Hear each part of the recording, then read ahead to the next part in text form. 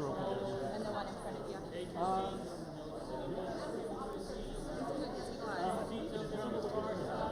Like there are 3 here. In a row. You want 2 in a row? And then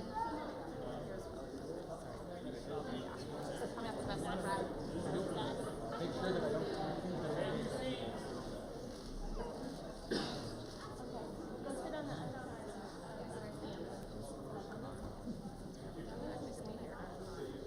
4 or 5 chairs left on the far side of the room. Move across the back of the room and take your seat. Thank you so much. So there are 3 here. How many do you need, Kelly? You guys want to take these 3? 3. There's 3 here. Kelly, why don't you want to sit behind her? You can take the 3 here and you can sit behind her. Yeah.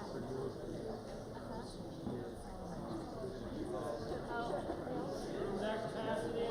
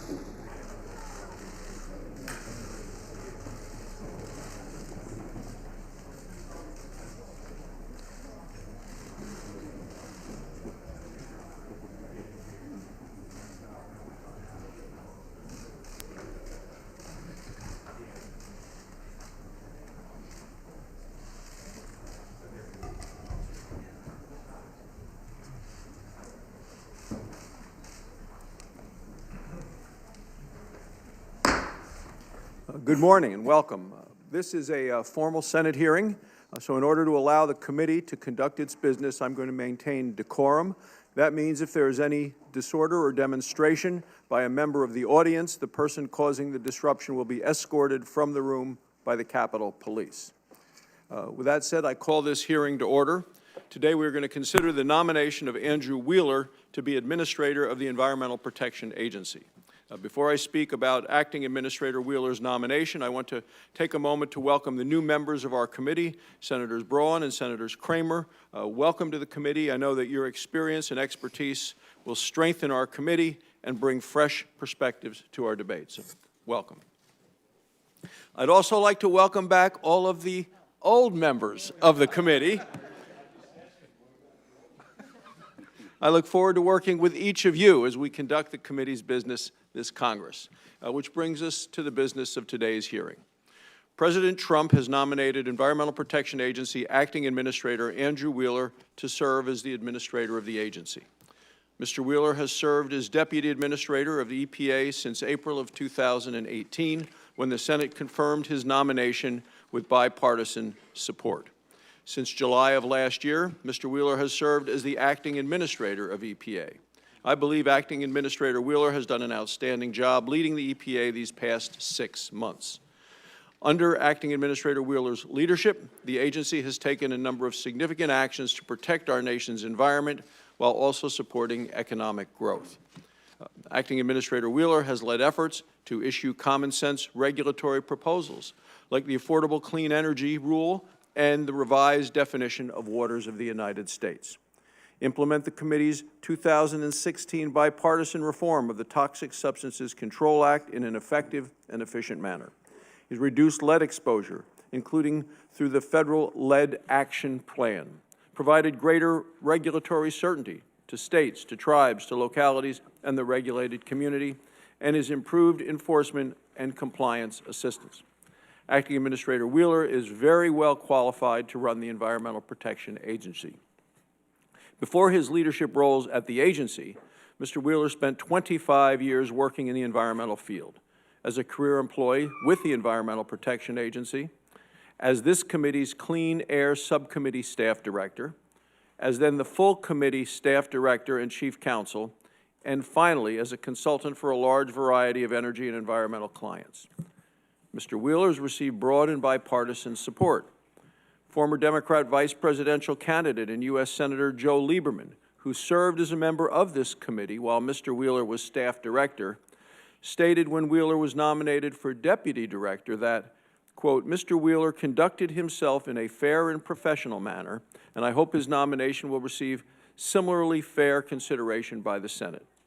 Ranking Member Carper said of Mr. Wheeler at one point, he said, I think having worked in the agency, he actually cares about the environment, the air we breathe, the water we drink, and the planet in which we live. The EPA Administrator plays a central role in developing and implementing programs and activities focused on fulfilling the EPA's mission of protecting human health and the environment. We know how well qualified Mr. Wheeler is, and when confirmed, what a wealth of experience and expertise he's going to bring to this critically important job. I'm going to work with committee members to move this important nomination forward. I'd now like to turn to the ranking member for his statement. Thanks, Mr. Chairman, and to Mr. Wheeler, welcome. It's good to see you. Thanks for meeting with my staff and me yesterday and in past occasions as well. Just 1 week ago, President Trump nominated you to be the administrator of the Environmental Protection Agency, the agency you already lead as its acting administrator. If I'm not mistaken, under the Federal Vacancies Act, you can continue to serve as both the EPA acting administrator and the president's nominee for 203 more days.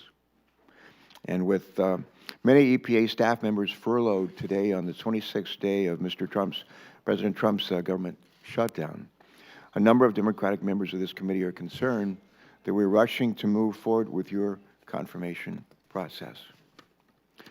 I realize we don't all agree on this, but my view is that EPA is shut down largely because their president wants Congress to approve an additional $6.5 billion in funding now for a 2,000-mile wall along our southern border that with Mexico, that the Mexicans were supposed to pay for. Meanwhile, because of the continuing shutdown across our country, our environment and public health are increasingly in jeopardy.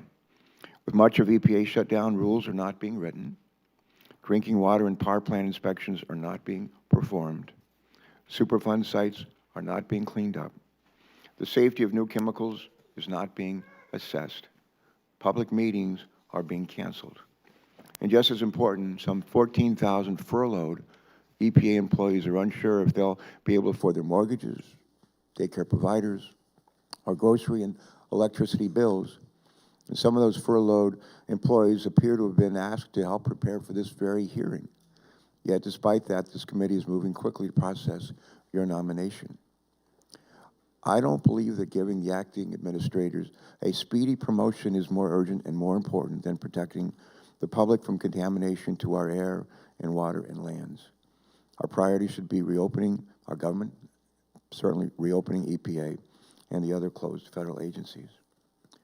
The day after Mr. Wheeler was named EPA acting administrator last summer, I sent him a letter. And in that letter, I reminded Mr. Wheeler of the challenge and the opportunity he was granted to chart a new course for the agency after the scandal-plagued tenure of Scott Pruitt. Mr. Wheeler is certainly not the ethically bereft embarrassment that Scott Pruitt proved to be. And to be fair, he is engaged more frequently and substantively than Scott Pruitt with both Congress and the EPA career staff. I knew that Mr. Wheeler and I would not agree on every issue. We don't. But I hope that he would moderate, I had hoped that he would moderate some of Scott Pruitt's most environmentally destructive policies, specifically where the industry and the environmental community are in agreement. Regrettably, my hopes have not been realized. In fact, upon examination, Mr. Wheeler's environmental policies appear to be almost as extreme as his predecessors, despite the promise that Mr. Wheeler made when he first appeared before our committee. For example, Mr. Wheeler said repeatedly that he agreed with the goal that many of us share, striking a deal between automakers and the state of California on fuel economy and greenhouse gas tailpipe standards. The entire auto industry, I've just come from the auto show in Detroit on Monday, but the entire auto industry, many members of Congress and other stakeholders have asked repeatedly for a compromise that would provide certainty and predictability for the industry. However, instead of making a serious effort, a vigorous effort to find the win-win outcome that he envisioned, Mr. Wheeler signed off on a proposal that preempts California and freezes standards for the better part of a decade. I've heard that the Trump administration now plans to finalize a 0.5% annual increase in the stringency of the standards, a rate that is 10 times weaker than the current rules. This will only lead to extensive litigation and uncertainty for automakers, and that's not a win-win outcome. It's really more of a lose-lose. Here's another example of Mr. Wheeler's forgotten promises. And Mr. Wheeler recently signed a proposal to remove the legal underpinnings of the mercury and air toxics standards. EPA decided it's no longer, quote, appropriate and necessary, close quote, to protect the brains of infants from mercury and air toxic pollution emitted by electric utilities. Using outdated data and deeming that some benefits like reductions in cancer, birth defects, and asthma attacks are no longer important to consider, EPA is setting a dangerous precedent and putting the MATS rule in legal jeopardy. EPA has gone so far as to request public comment on whether the standards should be eliminated. Mr. Wheeler says that this action is necessary and that the proposal strikes a balance. I just don't think that's true. No court has ordered this action. No utilities are asking for this action, and the proposal is not needed to protect public health. In fact, the utility industry is in full compliance with these standards, full compliance, at 1/3 the expected cost. Think about that, 1/3 of the expected cost. Every stakeholder from coal-fired utilities to religious leaders to environmental organizations to the Chamber of Commerce urge this administration not to take this step. It's surprising that Mr. Wheeler has chosen to ignore the course of stakeholders who all hope that he and the EPA and this administration would chart a more responsible path. A final example of Mr. Wheeler's failure to lead lies in the agency's reported opposition to submitting to the Senate for ratification the Kigali treatment to phase out harmful refrigerants. Safer substitutes are made in Texas and Louisiana with American technology by American companies whose investments and jobs are at risk when China dumps cheaper, polluting products onto the market. Ratification of this treaty is supported by a truly staggering list of stockholders that range from the American Chemistry Council to the U.S. Chamber of Commerce to FreedomWorks, the Sierra Club. Almost everyone, it seems, except EPA. So Wheeler, when you work with us in the Senate, you're able to identify areas where compromise was possible. It remains my hope that you can reverse course and commit to seize upon the policy win-wins like these and others that protect our environment and our environment while protecting and providing industry with the certainty that they need and deserve. That is what the American people expect and deserve from anyone who's been nominated to lead the Environmental Protection Agency.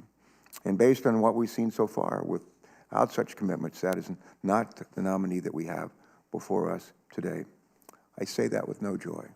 I say that with no joy. Thank you. Thank you, Senator Carper. Senator Inhofe, would you like to introduce Mr. Wheeler? I would like to introduce Mr. Wheeler, and I'm honored that he invited me to do that. And I'm very excited about the prospects of taking his temporary job into a permanent job. It may come as a shock to some of you that I don't totally disagree with my good friend, Senator Carper. I really think that the midst of the Schumer shutdown is a good time to confirm some of these very important nominees. And there's not one that is more important or a position that's more important than we have right now. Back when President Trump nominated Andrew as deputy administrator, I said that there was no one more qualified. And now that he's been acting administrator for the past 6 months, Andrew's ability to lead the agency has never been clearer. After earning a law degree at Washington University in St. Louis School of Law, Andrew joined the EPA as a special assistant in the agency's Pollution Prevention and Toxics Office in 1991. It's been a lot of years, a lot of experience. He was an EPA employee for 4 years, transitioning to the George H.W. Bush administration, then to the Clinton administration, and earning 3 bronze medals for commendable service along the way. For those of you who don't know, the bronze medal is given for, and this is a quote, significant service or achievements in support of the agency's mission or for demonstration of outstanding accomplishments in supervision and leadership.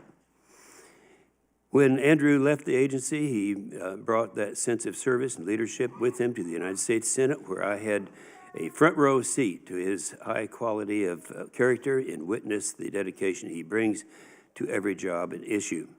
Andrew started in my personal office as chief counsel, transitioned to staff director for the U.S. Senate subcommittee, the subcommittee on clean air, and climate change, wetlands, and nuclear safety. I was the chairman of that subcommittee at that time. In 2003, when I became chairman of this committee, Andrew became the chief counsel. Over the next 6 years, he would eventually become staff director, and we worked closely together on highway bills, energy bills, Diesel Emissions Reduction Act, the Clear Skies Act, and many other pieces of legislation. Since leaving the U.S. Senate in 2009, Andy has continued to build on his reputation as a leader in energy and environmental policy and brought this vast wealth of knowledge and expertise on environmental issues to the EPA. The Senate confirmed him as deputy administrator in April of last year on a bipartisan basis, and he became acting administrator in early July. I was lucky enough to attend his welcome speech to the employees of the agency and saw a man who respected the agency and the work that the agencies and that the career staffers do. This is something that's unusual. I don't think that Andrew knew that I was there in the audience, but there, I don't know how many, Andrew, a couple of 300 people from that administration, from that, the EPA, all of them there with the highest possible respect for Andrew Wheeler. He's worked on the issues in his entire 28-year career. I'm honored that he chose to spend half of that time with me, and I believe that the U.S. Senate benefited from his leadership, and I know America will as well. So I remember looking at the expressions on the faces of the individuals out there thinking, you know, there's room at the top for me too. There are several hundred people in there who had had a career, such as Andrew had, starting at the bottom, and here is the top. So he's done a great job. I'm just very excited to be looking forward to working with him in a new capacity that I haven't experienced before. Thank you, Mr. Chairman. Thank you very much, Senator Inhofe. Now I'd like to welcome our nominee to the committee, Andrew Wheeler, nominee to be Administrator of the Environmental Protection Agency. I want to remind you that your full written testimony will be made a part of the record, so we all look forward to hearing your testimony. I would invite you to introduce or reintroduce to the committee your family, and then please proceed with your testimony. Thank you, Senator.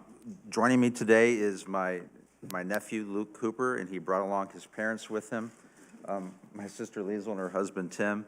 And I also have two friends that I met my first day in law school back in 1987, Judy Kim and Dawn Sidney. Dawn was at my confirmation hearing for the deputy administrator, and today she brought her mother with her, Betty Beveridge, who traveled here from Florida to be here today. So I want to thank all of them for coming today.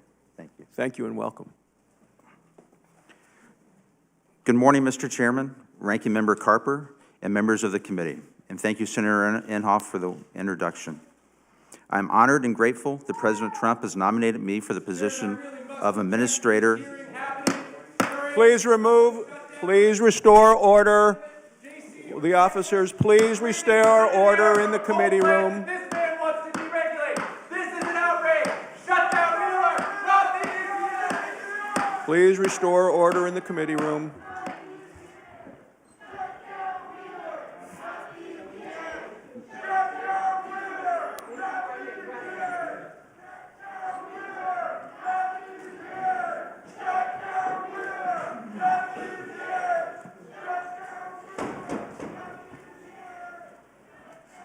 Please proceed. Thank you, Senator. I'm honored and grateful that President Trump has nominated me for the position of Administrator of the Environmental Protection Agency. There is no more important responsibility than protecting human health and the environment. It is a responsibility I take very seriously. Since becoming the acting administrator, I have focused our efforts on providing greater certainty to the American public, certainty in our EPA programs, certainty to the states, tribes, and local governments, and certainty on how we communicate risk. Personally, I've also worked to provide more certainty to Congress. Immediately after becoming the acting administrator, I reached out to the chairs and ranking members of our authorizing and appropriating committees in both the House and the Senate. I have met in person or by phone with many of you on specific issues of concern, and I will always make myself available. The American public has a right to know the truth about the risks they face in their daily lives and how we are responding. It is our responsibility to explain it to them clearly and consistently. This includes recognizing the progress we have made as a nation and where more progress still needs to be made.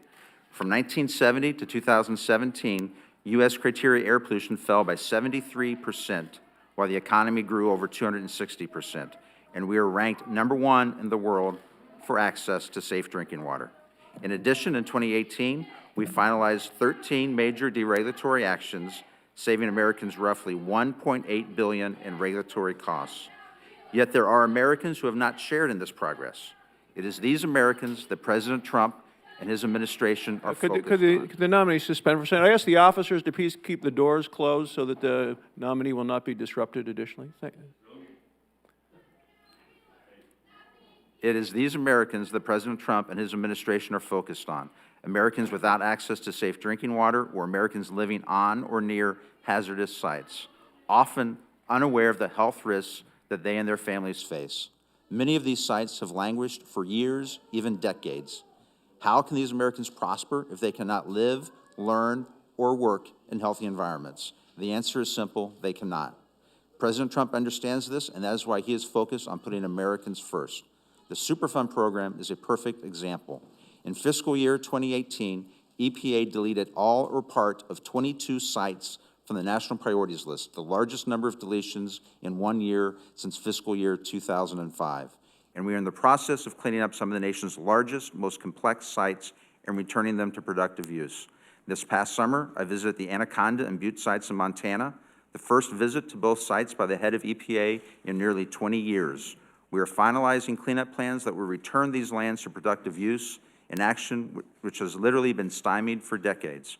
This past September, EPA issued a record of decision requiring removal of the worst contaminated sediment, including mercury and PCBs, at the Berries Creek site in New Jersey. At the U.S. smelter and lead refinery site in East Chicago, we were able to issue a proposed $25 million cleanup plan that will address lead-contaminated soil in Zone 1 of the site. We've also made safe drinking water a priority as well. In May of 2018, we convened the first ever National Leadership Summit to help states address the emerging risks associated with PFAS. We also hosted a series of visits in communities directly impacted by PFAS. Using information from these events and other public input, we will release a PFAS management plan in the very near future. We're also taking important actions to protect our children from the dangers of lead exposure. We proposed stronger dust lead hazard standards, and we are updating the lead and copper rule for the first time in over 2 decades. These actions and more are detailed in the new federal lead action plan announced in December. In addition, we are using our grant and financing programs to help communities replace lead surface lines and upgrade their water infrastructure. Under President Trump, EPA has issued 7 WIFIA loans totaling over $1.5 billion. Combined, these projects will help finance over $3.5 billion in infrastructure investments while creating over 6,000 jobs, and that's just the beginning. This past year, we invited an additional 39 projects across the nation to apply for the WIFIA loans that would help finance $12 billion in infrastructure and create up to 183,000 jobs. On the air side, we have launched common sense reforms, such as the Cleaner Trucks Initiative.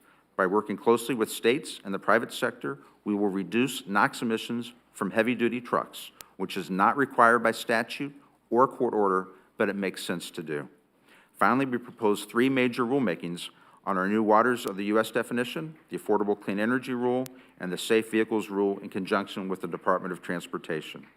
Through our regulatory reforms, the Trump administration is proving that burdensome federal regulations are not necessary to drive environmental progress. What makes our actions effective and durable is our commitment to vigorously enforce them. In fiscal year 2018, EPA enforcement actions required the treatment, disposal, or elimination of 809 million pounds of pollutants and waste, almost twice as much compared to 2017. We also entered into the largest settlement in the history of the enforcement of the Risk Management Program, with the responsible parties spending $150 million on major safety improvements. I am proud of our accomplishments, and I know that none of it would be possible without our talented and dedicated EPA career staff. Just last week, EPA and the Department of Justice announced a $490 million settlement with Fiat Chrysler for cheating U.S. emission standards. For 3 years, Fiat Chrysler told us that their vehicles were compliant, yet it was EPA engineers in Ann Arbor that caught them cheating. And then they proved how they were cheating, and that was no easy task. Defeat devices are hidden in vehicle software, which contains more than 100 million lines of code. To give you an idea of what the EPA staff had to deal with, an F-22 fighter jet has less than 2 million lines of code, and a Boeing 787 has around 14 million lines. So I am proud and grateful for our talented career staff that were able to detect and expose these defeat devices. This is just one of the many examples of the expertise that our career staff bring to the agency, and is just one of the many reasons that I miss our furloughed employees and look forward to getting them back to work as soon as possible. Thanks to the hardworking public servants, pollution is on the decline. Our focus now is to accelerate its decline, particularly in communities where it poses the most immediate and lasting harm. Thank you for your time. I look forward to answering your questions. Well, thank you very much for your testimony. The hearing is going to include, as you mentioned, the questions. There'll be 2 5-minute rounds of questions. I'll start the second round after we close the first round, but to be fair to all the members of the committee and to the witness, I ask senators to please limit your questions in each round to 5 minutes. Throughout the hearing and with the questions for the record, our committee members will have an opportunity to learn more about your commitment to public service, to our great nation. And I'd like to ask, though, that throughout the hearing, you please respond to the questions today as well as those submitted for the record. Now, there are a couple of questions I have to ask. I do of all nominees. I did with you previously, and these are on behalf of the committee. Do you agree, if confirmed, to appear before this committee or designated members of the committee and other appropriate committees of the Congress and provide information subject to appropriate and necessary security protection with respect to your responsibilities? I do. And do you agree to ensure that testimony, briefings, documents, and electronic and other forms of information are provided to this committee and its staff and other appropriate committees in a timely manner? I do.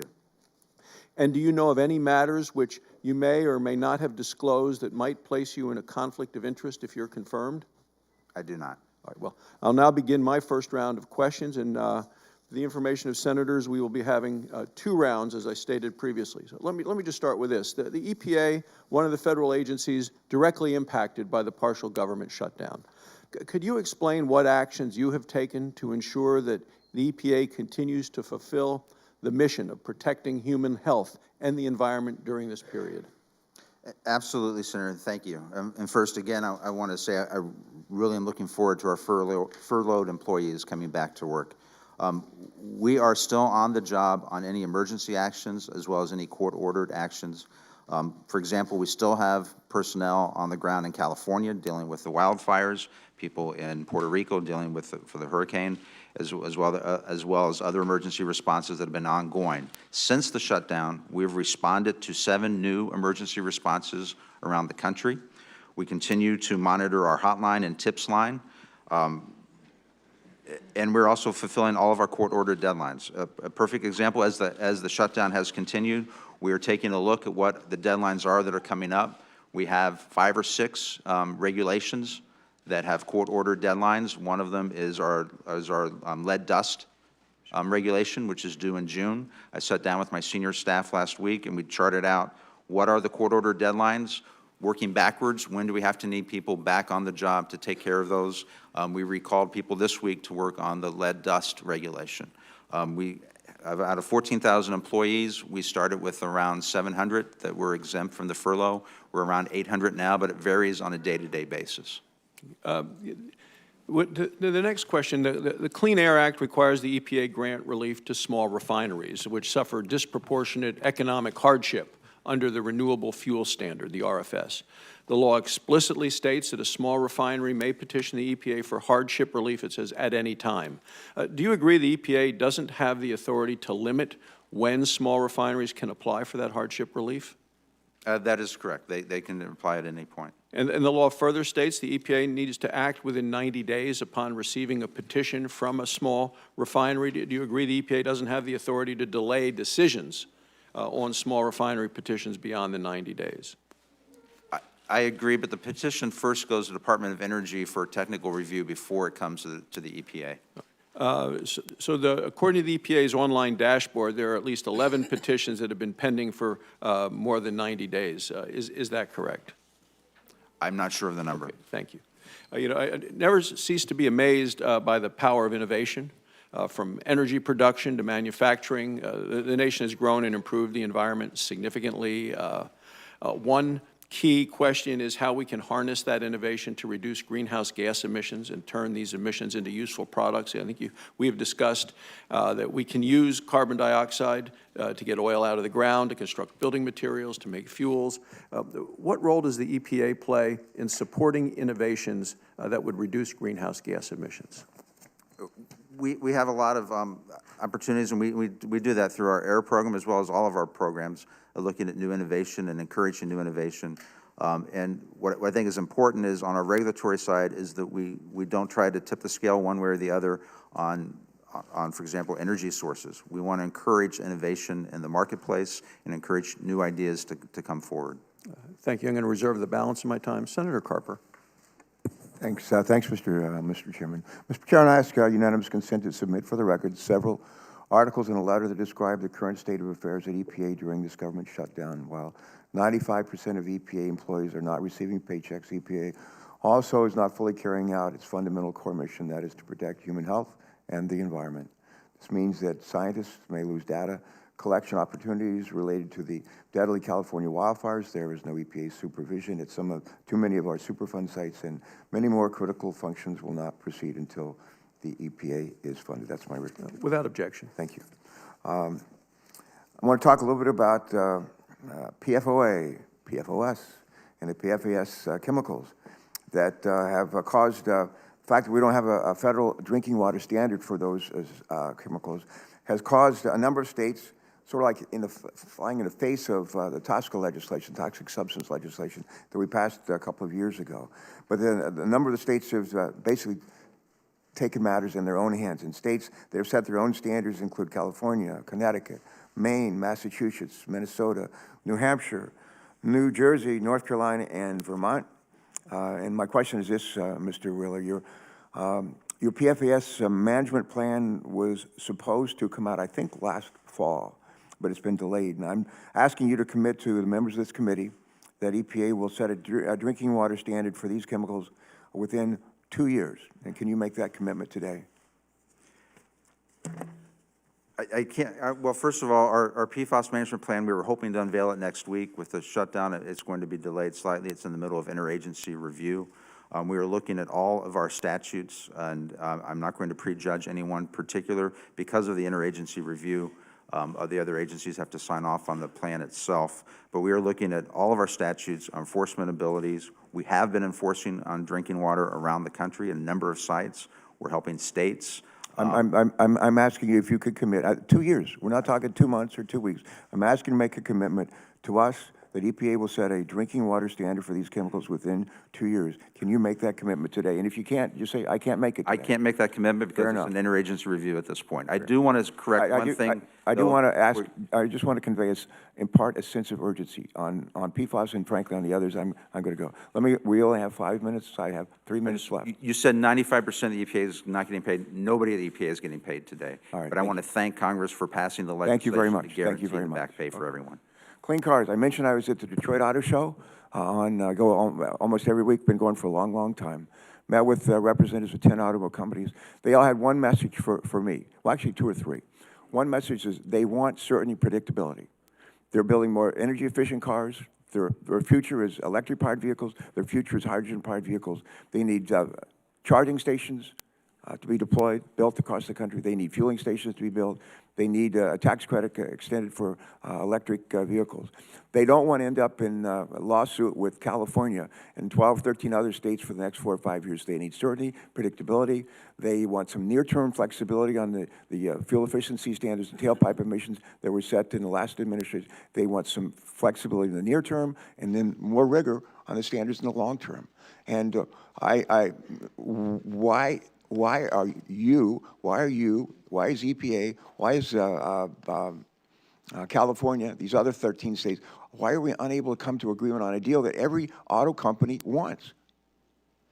Senator, and we talked about this yesterday, and I've talked about this with you at least 4 or 5 times. I know the time, I'm not going to go through the entire back and forth that we've had with the state of California, but nobody wants a 50-state deal more than I do. I think that is the success of a program if we have a 50-state deal. I haven't given up hope on that yet, but we're also looking at the calendar, and we know that we need to get we need to finalize our proposal by March 30th. We're running short of time, but I've met with Mary Nichols from California 3 times in my office. We've had numerous conversations. My staff has worked with her staff for months now. We would love to have a 50-state solution. Greatest source of carbon emissions on our planet right now is mobile sources, our cars, trucks, and vans. Now, there is a deal that's ready to be made, I would just urge you I'm trying to impart some sense of urgency. If I were you, I would have her in my office. I would be in California. I would be trying to make this deal. And this idea that we're waiting for them or they're waiting for us, that's not, your job is to basically be the leader for fighting this battle. We've seen, I think, oceans, I'm told, are heating up by 40% faster on average than predicted by global science community just 5 years ago. This year that we're just finished is the hottest year on effort. I would just urge you to feel some sense of urgency on this stuff, okay? Let's talk about Mercury. I'll reserve the balance of my time, and then we'll get into Mercury. Okay, thank you. Okay. Thank you, Senator Cromer. Senator Inhofe. Thank you, Mr. Chairman. There's a lot of media spin, and you heard it again just now, over the recent report showing that CO2 emissions in the United States increased last year. A lot of the adversaries are wanting to blame the administration's so-called rollback of the Clean Power Plan and withdrawal from the Paris Agreement, among other actions. I'd like to enter into the record this Forbes article that says this isn't surprising given the unprecedented economic growth that the United States has seen in the last year, and states, quote, CO2 emissions in the United States are still down 11% since 2005. Can you address this mischaracterization? Without we objection. hear? Yes, Senator, you're correct. Our CO2 emissions peaked in 2005. It's been on a decline since then. We believe, and I was just briefed by my career staff yesterday morning on this, that we're going to continue to see a decline in CO2 emissions. But last year, we had an exceptionally hot summer and cold winter, but we had, and more importantly, an uptick in manufacturing and industrial output that brought our CO2 emissions up slightly. But overall, we don't expect that to continue. We think the downward trend is going to continue in the long term. That economic growth has been phenomenal. And so I assume that the ACE rule would continue a general downward trend in CO2. It will. After ACE is fully implemented, we expect CO2 levels to decrease an additional 34% by 2005 levels from the electric power sector. Of all the regulations from the previous administration in my state of Oklahoma, the one that was that the farmers of America, not just in my state of Oklahoma, but throughout the country, found the WOTUS rule to be the one that was the scariest of all of them. And it's one that you have reworked, and I've heard nothing but praise about this, and I'd like to have you share with us the successes that you've had in that particular rule. That's the one rule that means the most to my Oklahoma farmers. Thank you, Senator. We put out our proposal in December, and the overarching guiding principle that I gave the staff in crafting the WOTUS rule was that I believe that any property owner should be able to stand on his or her property and be able to tell for themselves whether or not they have waters of the U.S. on their property without having to hire an outside consultant or an attorney. And I say that knowing that I used to be an outside consultant, putting some people out of business. But I think people should be able to tell for themselves whether or not they have a wetland on their property. And I want to make a big distinction that is usually not discussed, particularly in the media, that we're working in partnership with the states. And even if a water is not a water of the United States, it doesn't mean that it's not protected at the state level. A lot of waters and so a lot of the wetlands that would no longer be considered a federal waterway under the WOTUS, the new WOTUS proposal, will still be protected under state laws, and it does not impact our recovery efforts with our national priority areas such as the Chesapeake Bay, the Great Lakes, the Everglades, the Gulf Coast, Puget Sound. All of those recovery efforts will continue, and this does not impact any of those. Well, I appreciate that. And I'll share with you, the other day I was in western Oklahoma, out in our panhandle, a very arid area, and their concern was if we hadn't done this, we'd probably be considered a wetland now, but well, I'll leave that. I don't have to tell you the position that, my position on RFS, but in light of the rumors about the possible actions that the administration is considering, I'd like to take a moment to remind everyone that corn is not only the only stakeholder in this program.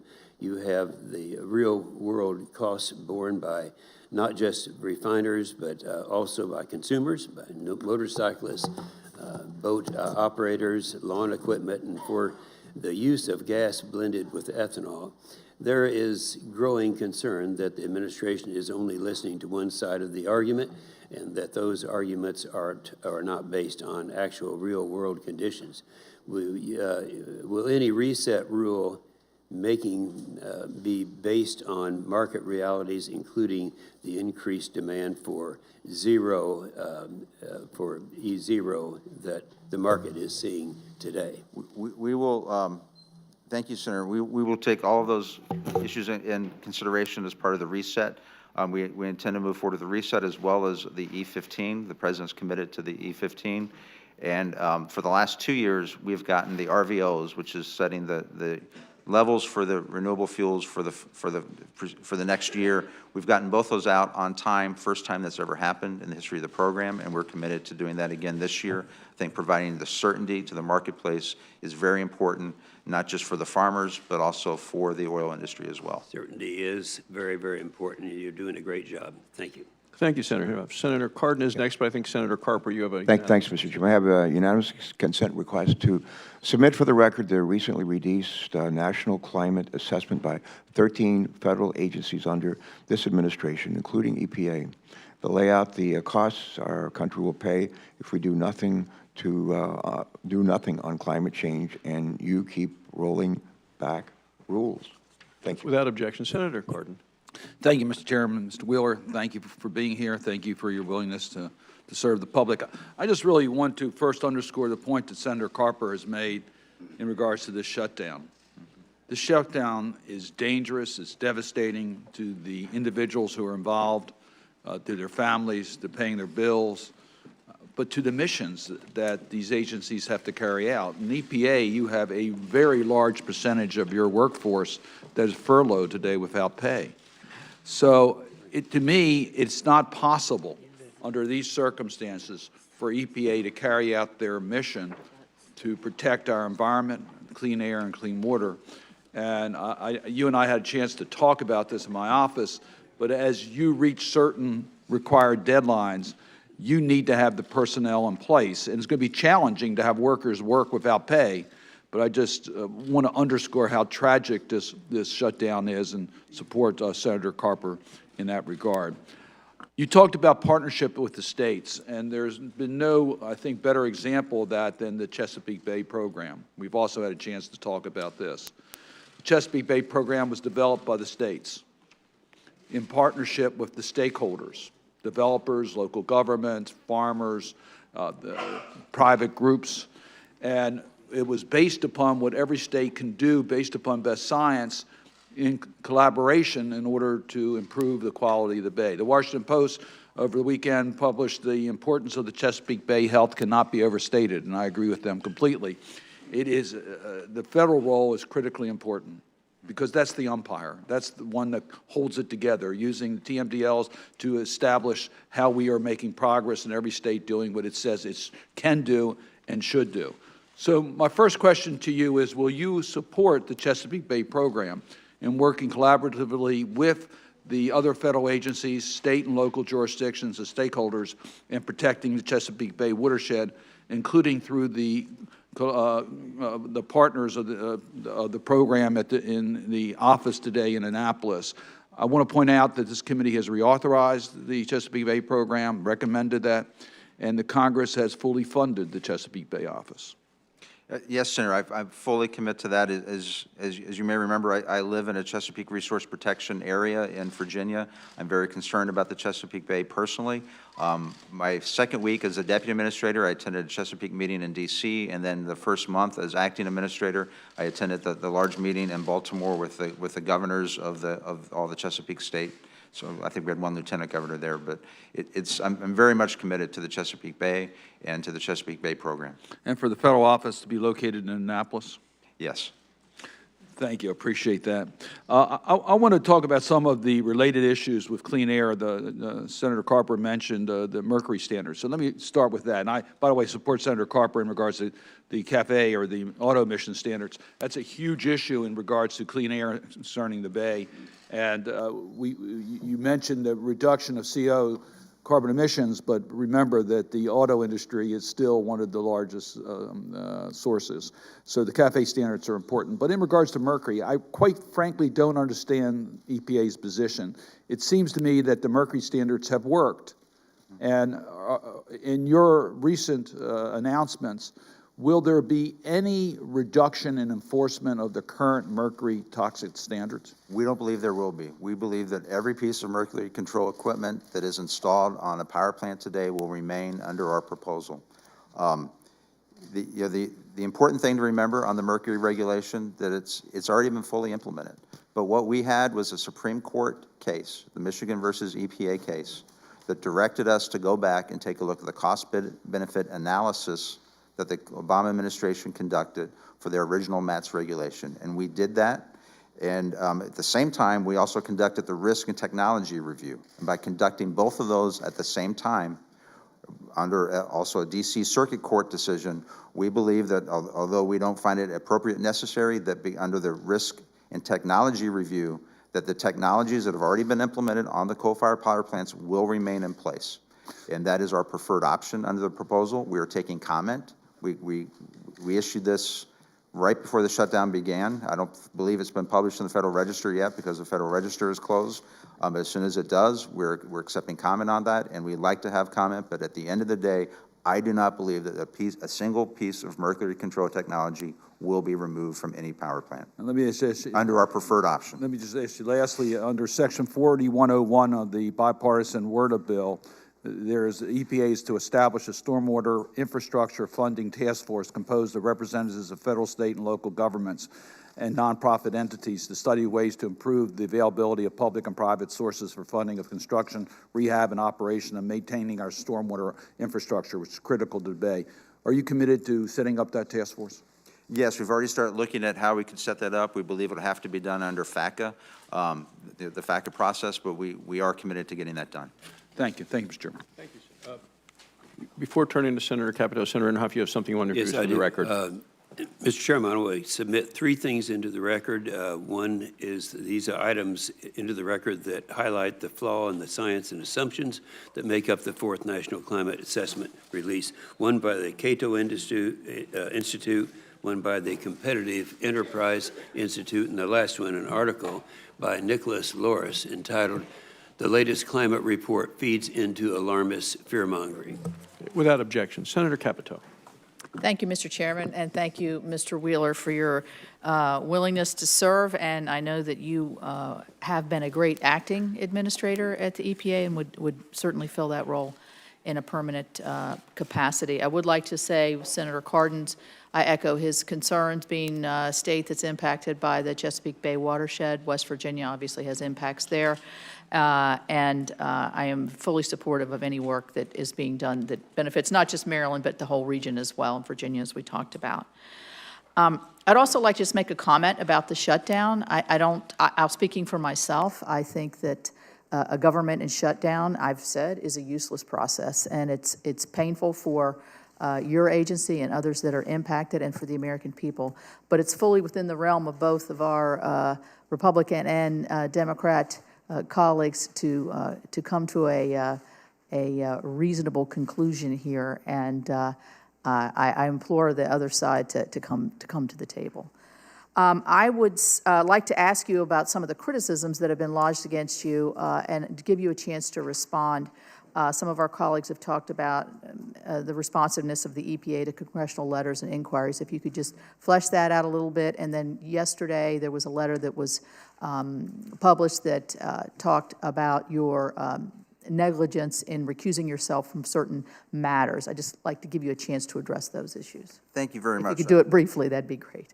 Sure. I believe that we have been very responsive to the letters from Congress as well as our FOIA. I would say under FOIA, the Administrator's Office in particular, we've received a 400% increase in FOIA requests during this administration. So we've added on a lot of additional employees to process things like that. On the recusal side, I have worked with the career ethics officials at the agency since day one.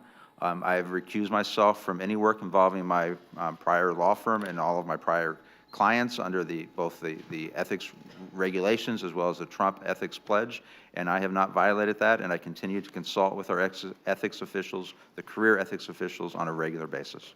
Thank you. On PFAS, you and I have talked about this and the concerns that I have, not just in West Virginia, but really nationally. You mentioned that a management plan is going to be coming out, and it has more than just one agency that's weighing in on that. I kind of couldn't tell from your answer whether you're going to be setting a standard in that management plan or not. We are going to be recommending and moving forward on a number of different areas under a number of different statutes. We're looking at on the water side as well as the CERCLA Superfund side and the TSCA program as well. This is going to be, when it comes out, our management plan, a multimedia approach to dealing with PFAS, PFOA. So that's I a can't no. go into the specifics of what's in the management plan because it's currently in interagency review. Okay, so TB We were hoping to determined. release it next week, Yes. but with the shutdown, it's going to be delayed slightly. Oh, okay. Another question I have is on the water management issues. There have been a series of reports in Appalachia that have said that the leakage out of our municipal and our rural systems of water is like in West Virginia, it's 55% is lost at a significant cost to taxpayers and also ratepayers and also to the environment. And for areas that are short on water, which doesn't happen to be ours, but for areas that are short on water, this has got to be a daunting challenge for water systems all around the country. And I was wondering if this is something that you see being addressed, that you could address at EPA. Are there specific programs there under the Drinking Water State Revolving Fund that we might have some possibilities to help these systems get more efficient and be better stewards of the environment through the water systems? I think there is, and I think you're correct under the State Revolving Loan Fund. I think we can be helpful, and certainly would be more than happy to work with you and your staff on trying to address those issues in West Virginia. I mean, it's obviously a countrywide issue, and Yes, I think a lot of it has to do with the age of the, when the systems were built and how they haven't been reconstituted. Also, on the Clean Power Plant replacement, we heard that there was an emissions rise in 2018 that was attributed to a cold winter, hot summer, and also to more economic activity. Yes. You said you expect that to go down over time. What gives you the confidence if this economy rolls the way we think it's going to, that will actually We're continuing to see new investments in more energy efficiency on not only on the electric power sector, but also in the automobiles. We still have the CAFE standards in place to reduce emissions going forward there. And once ACE is fully implemented, we will see 34% reductions in CO2 by the 2005 levels. So we see across the board for all the industries that we're working with, we're also seeing reductions in methane emissions as well, that we believe that the CO2 greenhouse gas emissions will continue to go down. Thank you. Thank you, Senator Capito. Senator Sanders. Well, Thank Senator. you for being with us, Mr. Wheeler. Mr. Wheeler, President Trump has indicated his belief that climate change is a hoax, perhaps perpetrated by the Chinese. Do you agree? Well, I believe that climate change is real, and I believe that man has an impact on it. And The President has said that climate change is a hoax. Do you agree with him? I've not used the hoax word myself. I see. Leading scientists around the world, looking at many, many hundreds of reports, have indicated that we have 12 years in order to stop the worst impacts of climate change. And what they are talking about are rising sea levels, more drought, more extreme weather disturbances, more wildfires, more migrations of people. Do you agree with the scientific community that climate change is a global crisis that must be addressed in an aggressive way? I believe that climate change is a global issue that must be addressed globally. No one country can... That wasn't my question, sir. I don't have a lot of time, and I'd appreciate if you're answering the questions. Scientific community has said that climate change is one of the great crises facing our planet. And if there is not unprecedented action to transform our energy system away from fossil fuel to sustainable energy and energy efficiency, there will be irreparable damage in the United States and in virtually every country on Earth. Do you agree with the scientific community? I would not call it the greatest crisis, no, sir. I consider it a huge issue that has to be addressed globally. Well, what you are, I found it interesting, Mr. Wheeler. You are the nominee to be head of the Environmental Protection Agency. You just, in your opening statement, did not mention the word climate change. Now, how does it happen that the nominee to be head of the Environmental Protection Agency does not mention the words climate change at a time when the scientific community thinks that climate change is the great environmental crisis facing this planet? Should the American people have confidence that you're going to help us deal with this global crisis? Yes, they should have confidence because we are moving forward to reduce CO2. Our ACE proposal will reduce CO2 approximately the same levels that the Clean Power Plan would have if it had been implemented. And we're reducing CO2 from our CAFE standards, and we're also addressing greenhouse gases through our methane program as well. You're addressing. Yes. But the scientific community tells us that we have a crisis and that we need unprecedented action to dramatically reduce carbon emissions, not only in this country, but around the world. Now, we are the strongest economy in the world. And if the leadership of the Environmental Protection Agency in the United States says to China and to Russia and to India and to countries all over the world that we have got to move aggressively to protect this planet for our children and our grandchildren, we can have some impact on the entire international community. Are you prepared to do that? We are implementing the laws that Congress has passed. But you are the leader. Passes new We laws need you to come climate here. change, we will implement those. Well, that's not what I'm talking about. We have people over here who do not believe that climate change is even real. But you are the nominee for the leadership of the Environmental Protection Agency. Will you provide the leadership in this country and the world to say that we are concerned about the future of this planet for our kids and our grandchildren? We are concerned about the future of this planet for our children and our grandchildren, and we are implementing the laws that have been passed by Congress, including the Clean Air Act, and that's why we're moving forward with the ACE proposal to reduce CO2 from the electric power generating sector. We're moving forward with the Safe Cafe proposal to reduce CO2 levels from... Mr. Wheeler, is rising sea levels a concern, or is that a hoax? Rising sea levels is a concern, and we believe in adaptation, and we are looking at a number of things. I'm sorry, adaptation? Adaptation to help on rising sea levels, unless absent additional congressional authority. But you are, We are here's the using point. our WIFIA grant We have program people to here help. who don't believe in climate change, but you are going to be the leader, perhaps, of the environmental protection. We need your assistance now. Is rising sea levels real, and what are we going to do to minimize that? What are we going to do?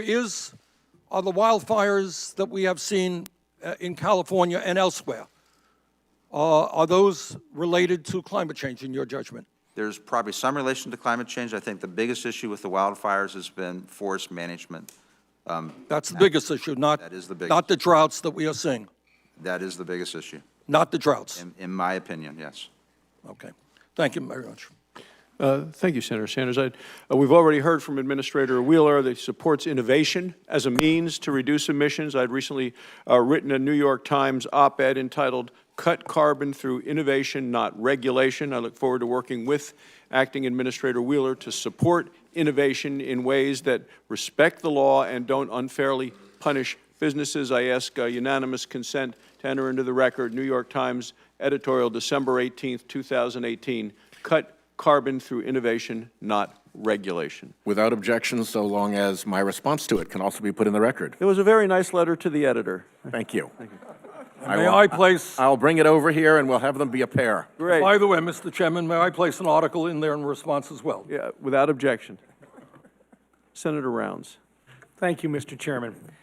Mr. Wheeler, I'm going to give you an opportunity to share a little bit in terms of the approaches we need on an international basis, but before we get into that, I'd really like some specific thoughts with regard to an item that you do have control over, and that's the nationwide plan to develop E15 markets. Last week, an EPA spokesman commented on the EPA's proposal to permit the sale of year-round E15, which is 15% ethanol and 85% regular petroleum products. And the quote that was given to us is this: "This is a priority for both President Trump and Acting Administrator Wheeler. The ongoing partial shutdown will not impede the EPA's ability to keep our deadline." I think one of the concerns that a lot of producers in the upper Midwest have with regard to ethanol is that in order to get into the summer driving season, we really need to have the guidelines and rules laid out as quickly as possible. Do you believe that you will be able to commit to finalizing the EPA's rule permitting year-round sale of E15 before the summer driving season starts?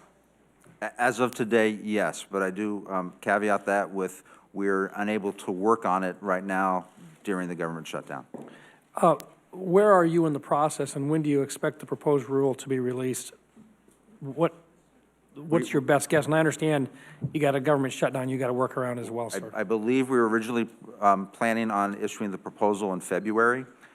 We've been, I kept the EPA open an additional week, longer than the rest of the federal government. So we haven't been shut down as long as some of the other federal agencies and departments. It's not a day-for-day exchange as far as how much longer it will take us on the proposal, but we may be slightly delayed at this point. But we will get it done before the summer driving season, provided we are back In a reasonable length of time? in a reasonable time. Okay. With regard to within the law, small petroleum refineries are offered the opportunity to request a rollback on their requirement to actually incorporate ethanol into their products. Right now, that's amounted to about a 2.25 billion gallon per year reduction in the total amount of ethanol that's been incorporated into the fuel supplies. I don't think the original intent of Congress was that reduces the total amount of ethanol that is actually being marketed. Can you share with us your thoughts about the options that we've got when we recognize that the law allows those refineries to take a reduction or to apply for a reduction? What guidelines or what alternatives or what authority do you have to try to still meet the original goals for ethanol production, while at the same time honoring the guidelines of the law that allow those smaller refineries a hardship exemption? And can that exemption be reduced if you feel that you cannot meet the guidelines that Congress established with regard to the RVOs? Well, as you know, Senator, we've had 3 court cases on the small refinery program. Instigated during the court cases were instigated during the Obama administration when they were not granting any small refinery exemptions, and EPA has lost all 3 in the courts. So we are moving forward to implement the small refinery exemption. It is included in the Clean Air, well, it's in the RFS program as part of the Energy Policy Act of 2005, Clean Air Act, but it's also been encouraged through the appropriations process. We've gotten appropriations language telling us to implement the small refinery exemption program as well. You're correct. There are 2 competing issues there. Where if you grant a small refinery, it takes barrels away from the overall RFS goal of 15 billion gallons. There's not a lot of leeway for us there. Depends somewhat on the timing of the applications. But if we were to reduce the 15 billion gallons by the amount that we grant, then you'd end up having a rolling impact on having more refineries being subjected to higher levels of the ethanol mandate, and you could end up having even more refineries having to, being eligible for the exemption. What we have tried to do is provide more transparency. We started the dashboard this past fall so that everybody understands what we're doing on the small refinery exemption. And we're also taking a hard look at the overall numbers through our reset program that we intend to move forward, both the reset and the E15 and our RVOs. We're hoping to propose all 3 of those in February. Very good. Thank you. My time has expired. Thank you, Mr. Chairman. Senator Whitehouse. Thank you very much. Welcome, Mr. Wheeler. I wanted to let you know that I appreciate the polite and professional demeanor that you have brought to your task. Substantively, I continue to believe that you have your thumb, wrist, forearm, and elbow on the scales in virtually every determination that you can in favor of the fossil fuel industry, and I think that is very unfortunate. I do think that there is a baseline that we should work off of straight answers that are truthful and complete.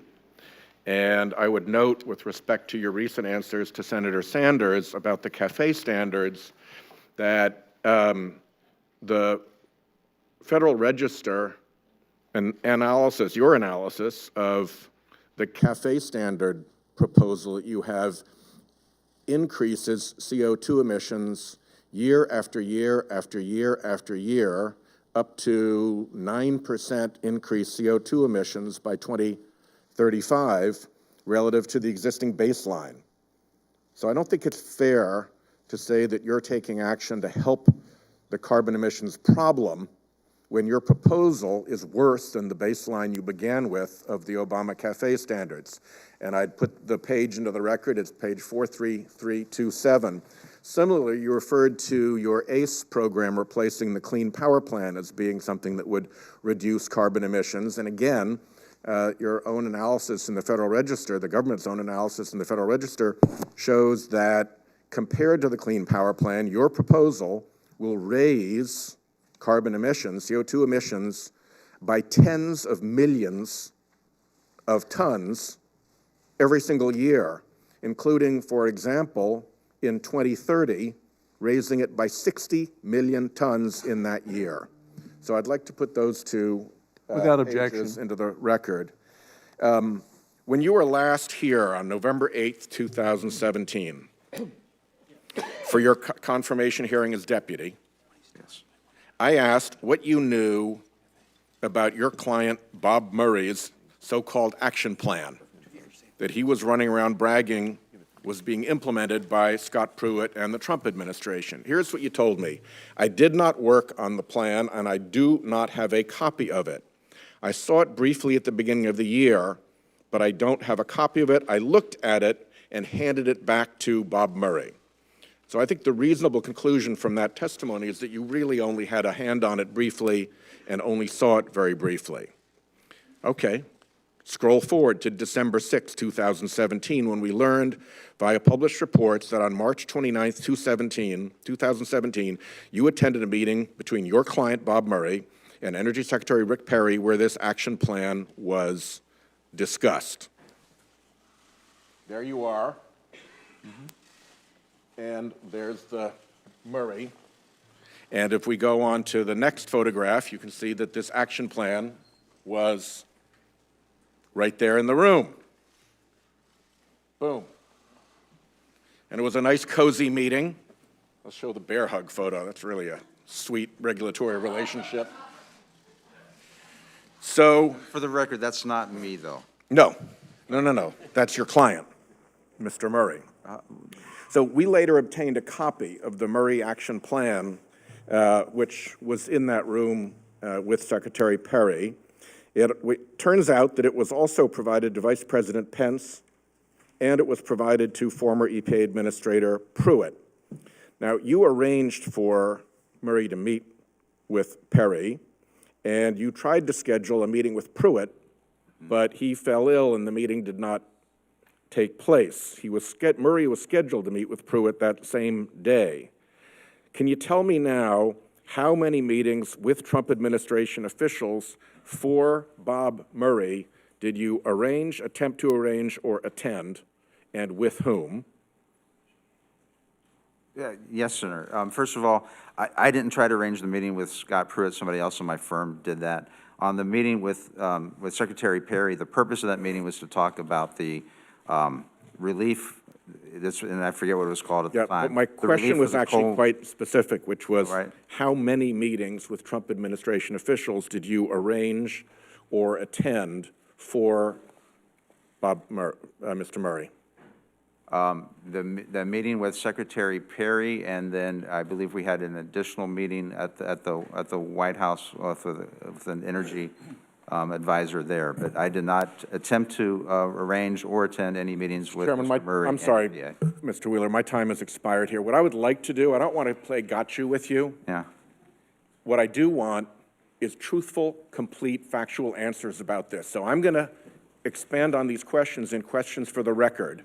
And I expect you to provide complete and truthful answers as if under oath here at the hearing. Is that understood between us? Absolutely. Thank you. Thank you, Senator Whitehouse. Before heading to Senator Bozeman, Senator Inhofe, I think you have a Thank you, Mr. Chairman.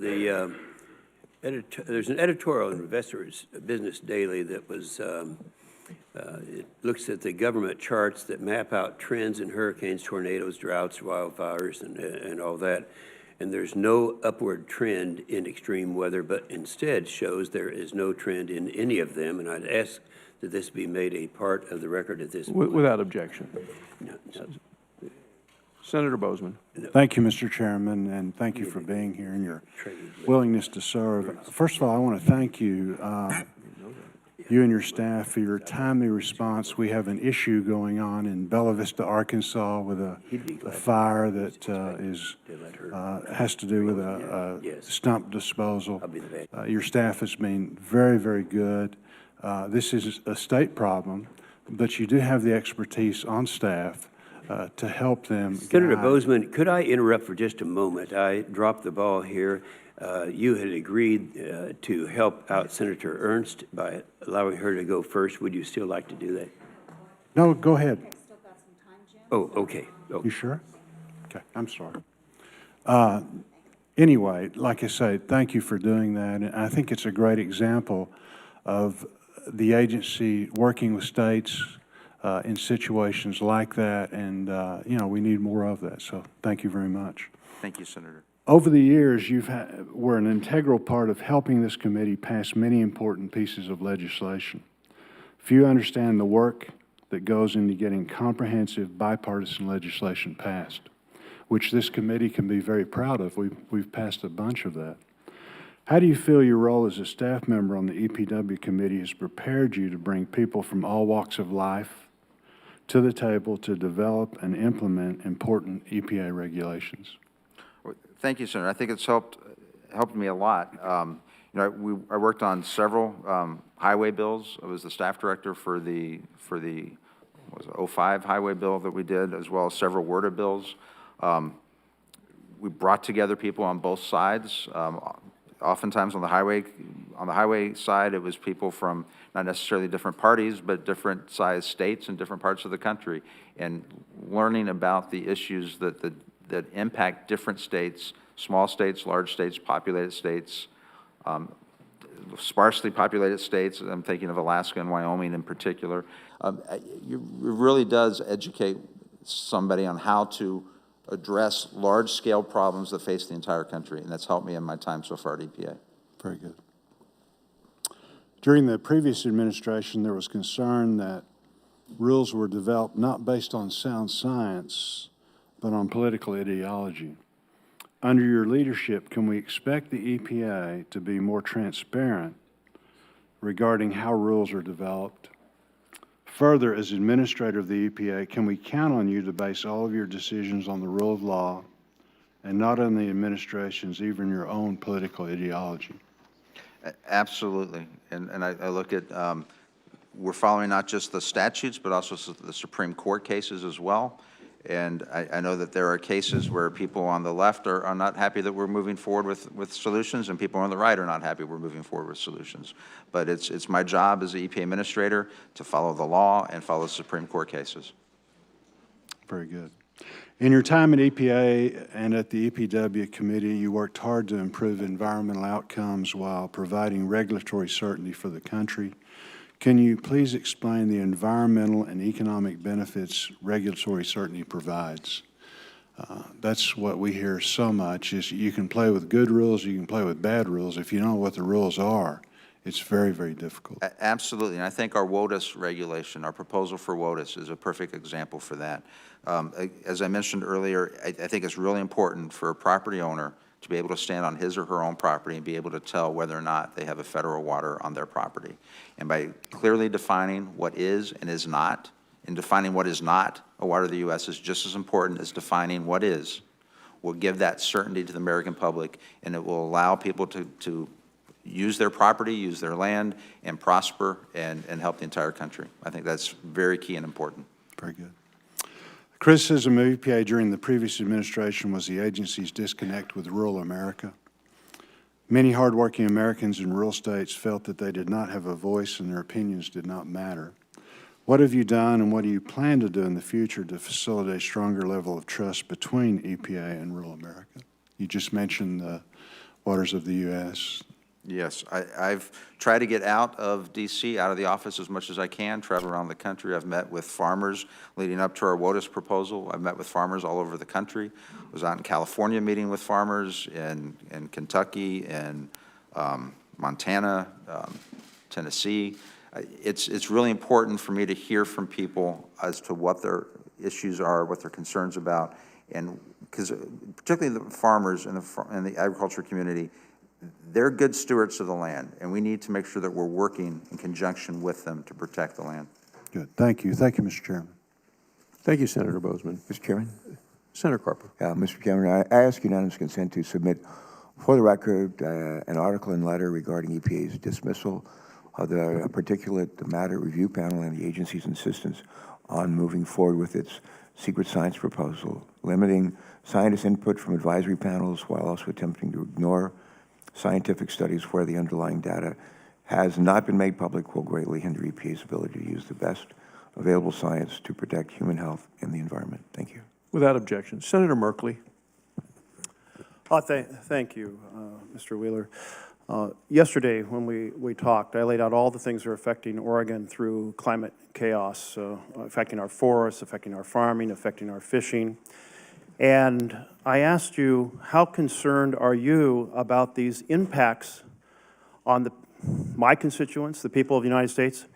And you shifted to saying, my job is to follow rules and work to obey lawsuits. So I came back to you again, and I said, again, these are tremendous impacts that we're seeing, hugely damaging. How concerned are you? And you shifted to saying you're looking forward to going to Africa to talk about clean drinking water for Africans. I'm going to give you a third chance here to answer this question. The calamities we're seeing are enormous in my state and across this country.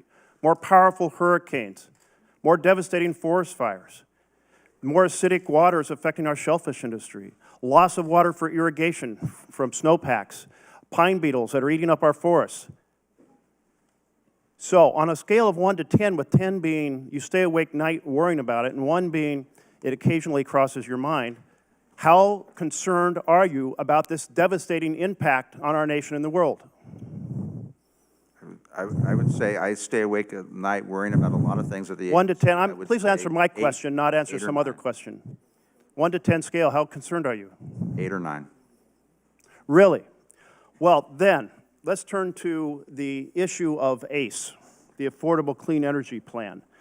You told me that this gets just as much carbon reduction as does the Clean Power Plan. However, your own agency says that it will result in 3.5% higher CO2 production by 2030 than the Clean Power Plan. Why do you come to my office and tell me it's the same when your agency experts say it will produce a lot more carbon dioxide? My agency experts have told me that we're going to get a 34% reduction in CO2 based on 2005 levels once the ACE regulation is fully implemented. Yes, but what you quoted to me was a comparison to the Clean Power Plan. So when you shift statistics, that is not transparency, and that is not integrity. A study from Boston University, Harvard University, Syracuse University found that because ACE has no meaningful reductions in CO2, because it allows plants to bypass pollution controls, that in 20 states you have a significant increase in sulfur dioxide and nitrogen dioxide. You have in 6 states an increase in CO2 as compared to no regulation at all.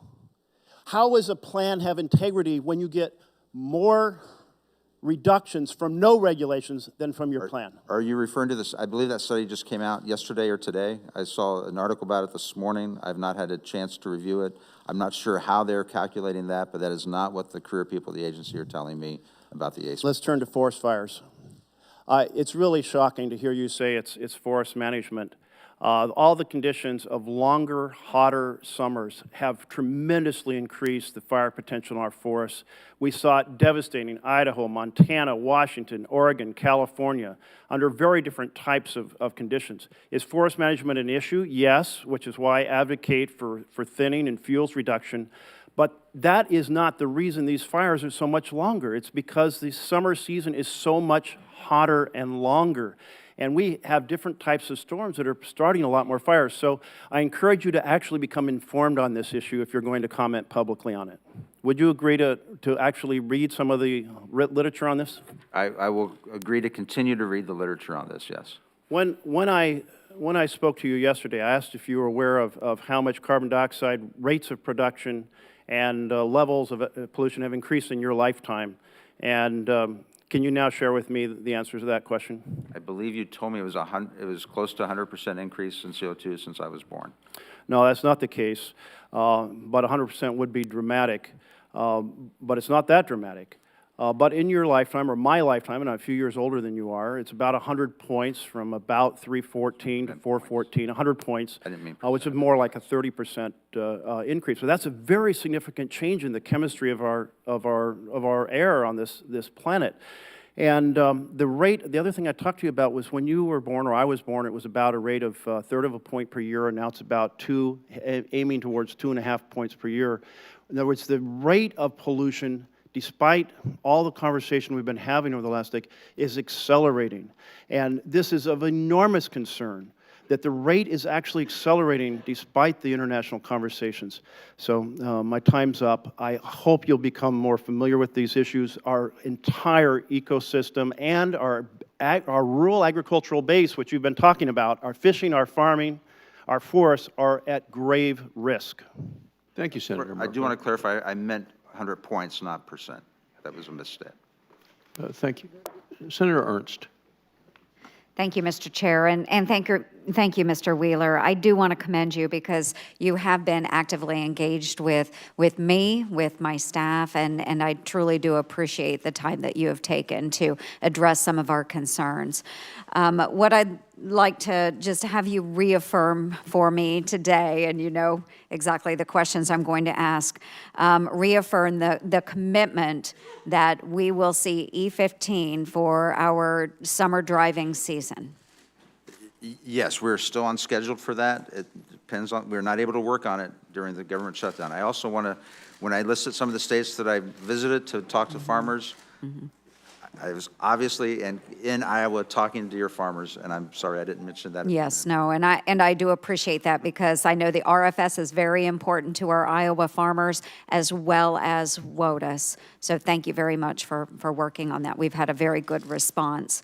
I do understand that we are in a government shutdown, and I hope that we can resolve this very soon. Have you been able to take any steps that would mitigate any sort of delays that we might see due to the shutdown for the implementation of E15 year-round? I'm afraid not on the E15. It's not a court-ordered deadline for us, and it's not considered an emergency. At this point, we can only work on the court-ordered deadlines, the emergencies, or the constitutional authorities, such as assisting my preparation for the confirmation hearing. Okay, and we know that just this past Monday, the president also reiterated again that he wants to see E15 year-round, so we will hope for the best as we work through the government shutdown. When President Trump was elected, RIN prices were more than $1 at that time, and during 2016 and 2017, we saw over 4 dozen small refinery exemption petitions granted during that time period. In the last 2 years, RIN prices have dramatically dropped, so they are down to 10 cents and lower now. So with the RIN prices being so much lower today than they were 2 years ago, do you agree that this means there is less economic hardship associated with having to purchase those RINs? The RIN prices are certainly one criteria that is looked at to determine the economic hardship. The analysis for that is conducted by the Department of Energy, and then they send their recommendations over to EPA. Okay, and in terms addressing then those that are sent over from the DOE, I do understand that they evaluate for that hardship, and I would say with RINs being 1/10 of what they were many years ago, the prices, the DOE evaluates for the hardship and makes that recommendation to you at the EPA. What is the EPA's role in granting or denying a full or partial waiver? Can you describe that process to me? It's done by our technical team and the Air Office, where they review the information from the Department of Energy, and then move forward with a recommendation to the Assistant Administrator for Air, and then on to myself for a recommendation on whether to grant a full, partial, or no relief. Can you assure me then that you will be examining those exemptions and not giving blanket exemptions as it appears has been done in the past by your predecessor? Yes, we will be examining each one individually to make sure that each one is warranted individually. Okay, because certainly we understand the potential for hardship out there, but we don't agree that every exemption that has been given in the past has been due to a hardship. I do want to touch on, I just have 1 minute left. I do want to touch on WOTUS, and again, thank you very much for working on that issue. Our Iowa farmers and ranchers are very, very appreciative of the work that has been done. Can you elaborate on how the replacement rule provides more clarity to our farmers and landowners than the original 2015 rule? Absolutely. We, as I mentioned earlier, we specifically define what is a water of the United States, and we also define what is not. So we're very clear on both what is and what is not. And again, my overarching goal for the WOTUS program is so that the property owner can decide for themselves whether or not they have a water of the U.S. without having to hire outside consultants or attorneys to do that for them. And I thank you for that, and I will give my time back. Thank you, Mr. Chair. Thank you, Senator Ernst. Senator Booker. Thank you, Mr. Chairman. Thank you, Mr. Wheeler. I know a lot of my colleagues have brought this up, but you are aware of the intergovernmental plan on climate change, sir? Yes, sir. And yes, you disagree with the findings of it? No, I didn't. I have not disagreed with the findings. I guess I'm asking you. Aware No, I of don't it? disagree with the findings. I've been briefed once by my staff. They gave me a number of, by my career staff, they gave me a number of background information to read, and we had scheduled additional briefings on it for early January, and those have been postponed. But no, I don't disagree with the findings.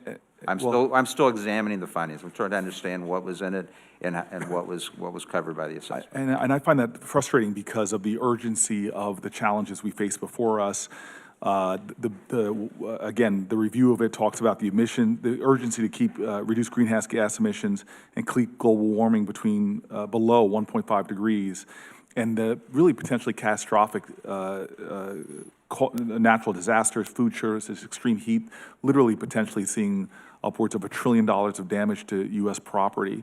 What about the National Climate Assessment issued by the 13 federal agencies, including the EPA, that was issued last November? You're familiar with that, sir? That was what I was, I'm sorry, I thought that's what you were asking me about. No, the IPCC report. Oh, the IPCC. I'm talking to my staff about the U.S. government assessment.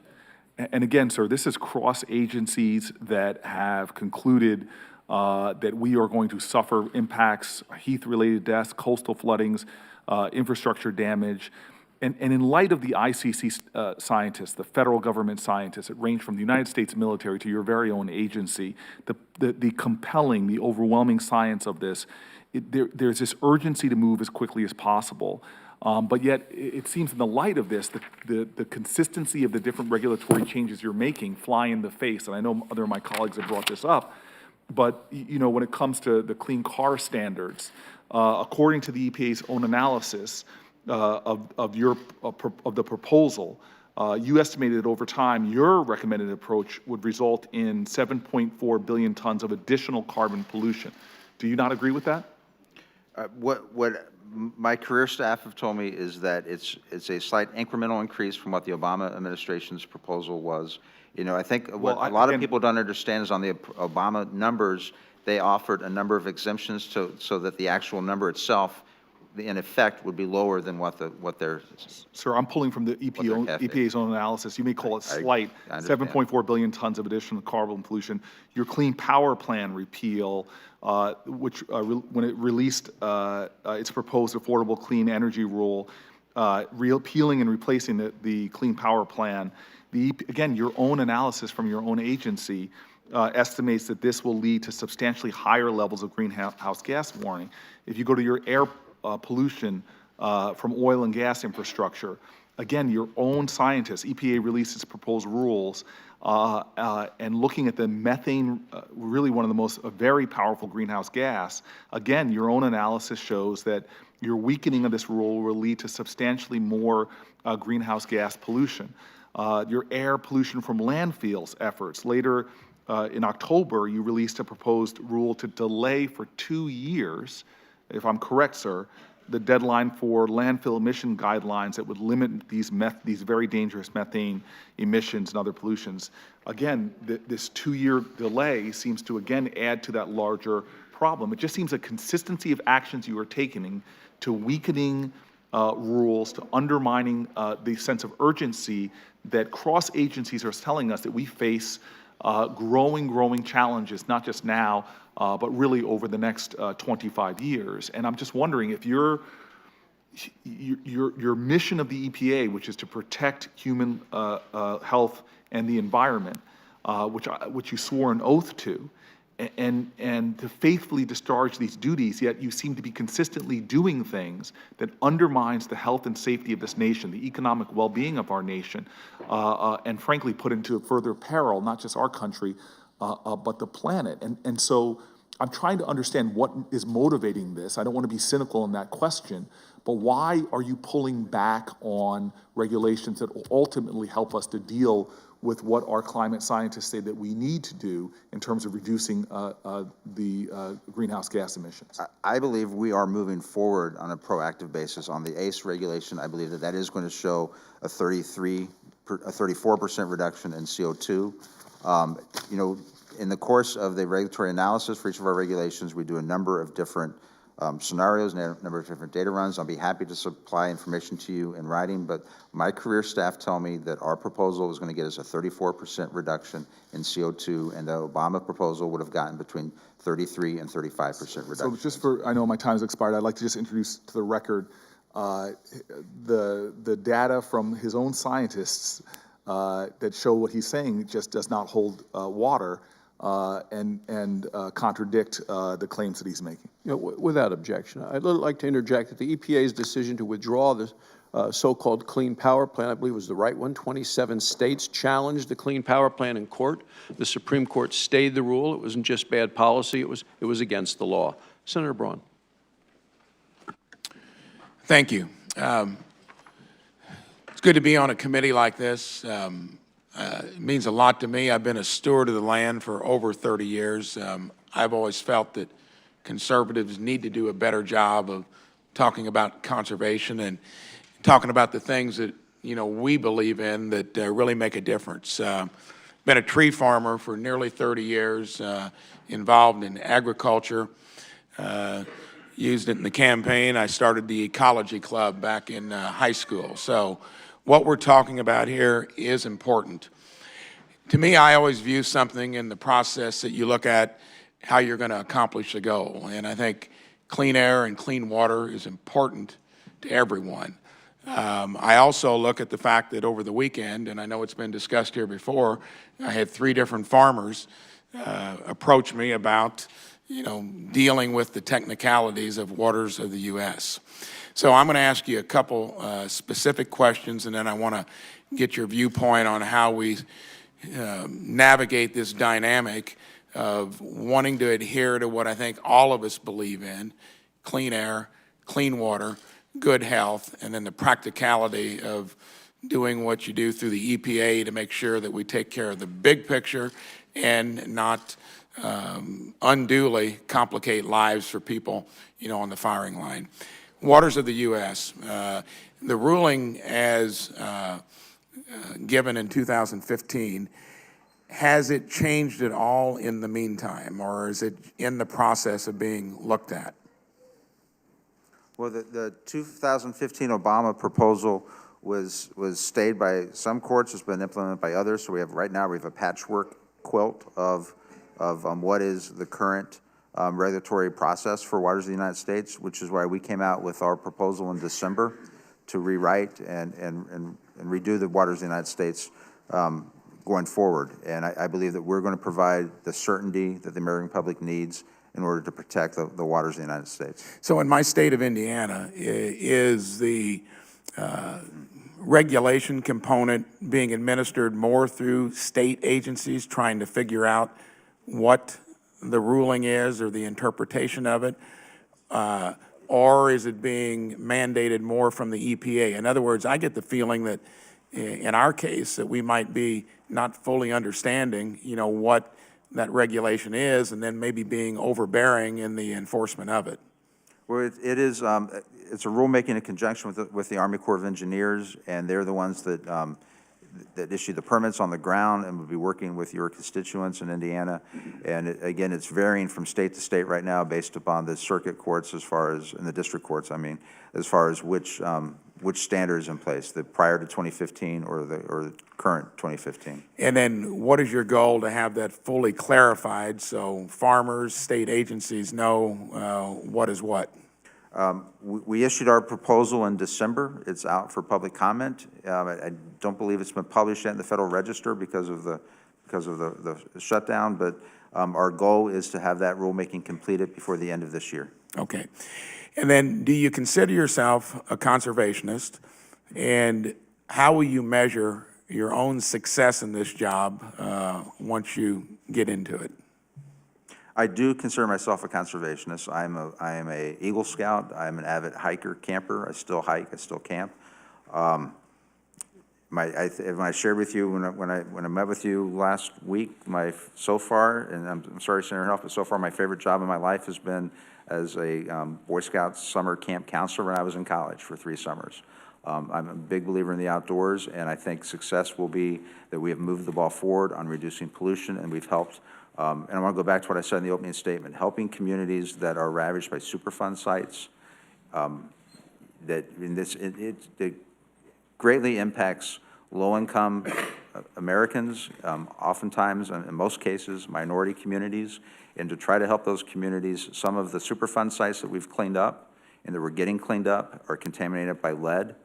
These are areas, these are communities where actually people and families are living today, and to get those areas cleaned up so that those children are not exposed to lead is very important. There's one site that I didn't mention in my opening statement in Colorado where it was on track to get it cleaned up, I think, over 20 years, and we were speeding that up. We're going to get that cleaned up the next few years so that we won't have 2 generations of children growing up in low-income housing subjected to lead in their ground.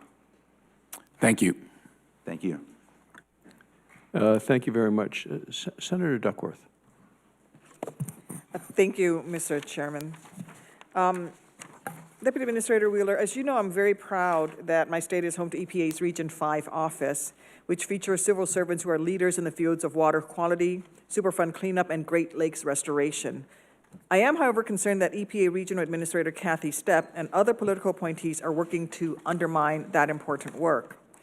An ATSDR report published last year indicated an elevated cancer risk in the community of Willowbrook, Illinois, as a result of being next to a facility that uses ethylene oxide, a known carcinogen. And at this point, I do want to thank you for how accessible you have been to me and to Senator Durbin on this issue, and numerous phone calls that you personally got on, meeting with us in person. So thank you for how accessible you've been. It's been a nice change from your predecessor. However, recently, my office received alarming information alleging that senior political appointees instructed EPA personnel not to inspect any facilities in Region 5 that emits ethylene oxide. And then yesterday evening, when we checked the EPA's own public enforcement tool, the ECHO tool, we found that there has been no ethylene oxide inspection across the country in at least the last 6 months. This disclosure is incredibly disappointing to me. The EPA Office of Inspector General should immediately begin an independent investigation into this allegation that political appointees within the EPA are issuing orders to not conduct ethylene oxide inspections. Will you commit now to joining me in requesting that the EPA OIG initiate an investigation into this public health matter? Well, first, Senator, I'd like to talk to my staff and find out what is going on there. This is news to me, so I'd like to know whether or not it's accurate before I go further with that. I think we ran the check just yesterday evening after you and I had spoken. Will you at least commit to issuing a document retention order to all personnel in Region 5 and promise to me that EPA will monitor all facilities in my state that emit this carcinogen?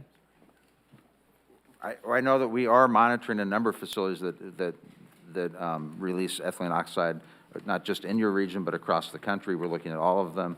The Willowbrook facility that you mentioned, we've had a couple of public meetings there where we've discussed the monitoring data with the residents of the community, and we're looking at the emissions at other facilities around the country, and I know that that is taking place. What about issuing a document retention order to all personnel, as I will be requesting an IG inspection? If there's an issue there, certainly we would want those documents retained, but not just for this, but for anything.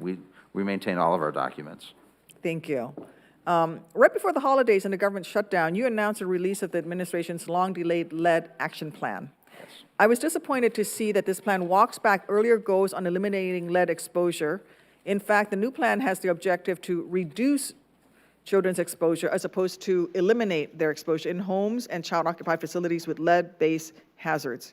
Will you commit EPA to the goal of eliminating, not just reducing, but eliminating lead exposure in children?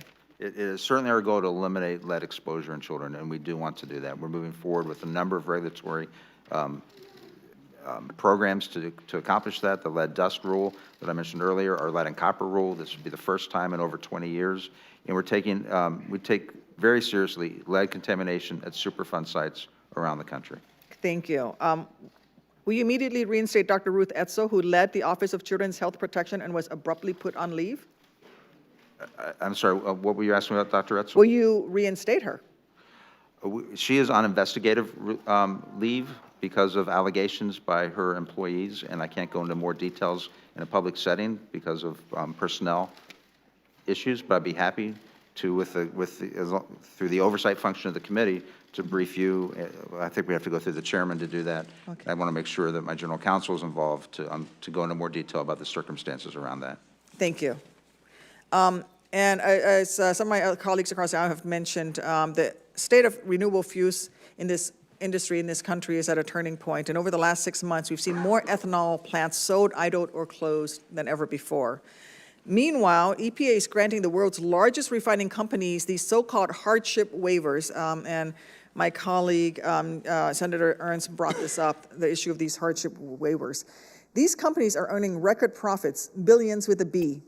The CEOs of these companies have even pointed to the fact that they were able to obtain these hardship waivers on their earnings calls as contributing to their profitability. You've promised to finalize a waiver for E15 blends by May 31st. Will you also promise that you will end this abuse of the hardship waivers by companies like Exxon or Chevron? Senator, the hardship waiver is based on the refinery itself, not the refiner. So it's based on the actual refinery, and it doesn't matter who the parent company is. There could be a hardship at a refinery, and what we want to make sure happens is that just because you're a large company, if a refinery is not economical, we don't want those shut down because of this program. Oftentimes, these small refineries are located in the Rocky Mountains and other areas where they're the only supplier of gasoline in their region. So we have to base it according to both the statute and the regulations on the size of the refinery, not the refiner. The issue we have here, though, is that... The senator's time's expired. Thank you, Mr. Chairman. Thank you. Senator Sullivan. Thank you, Mr. Chairman, and Mr. Wheeler, thank you for your service to our country and your willingness to take on this job. I also want to thank your family. As you know, these jobs oftentimes entail the whole team, so thank you. I know some of them are here, and we really appreciate you guys being here, and I'm sure you're proud of your spouse or your dad or who's at the chair, so thank you. I appreciate also the time you spent with me. I think one of the themes here is how responsive you are to Democrats and Republicans. That's a really important part of the job. Our discussion yesterday on a number of Alaska-related issues, the PM 2.5 non-attainment problem in Fairbanks and North Pole, Alaska, working on clean water issues in my state, particularly in rural communities, cleaning up ANCSA, contaminated lands, which the ranking member and I had a bill last year that passed that helped do that.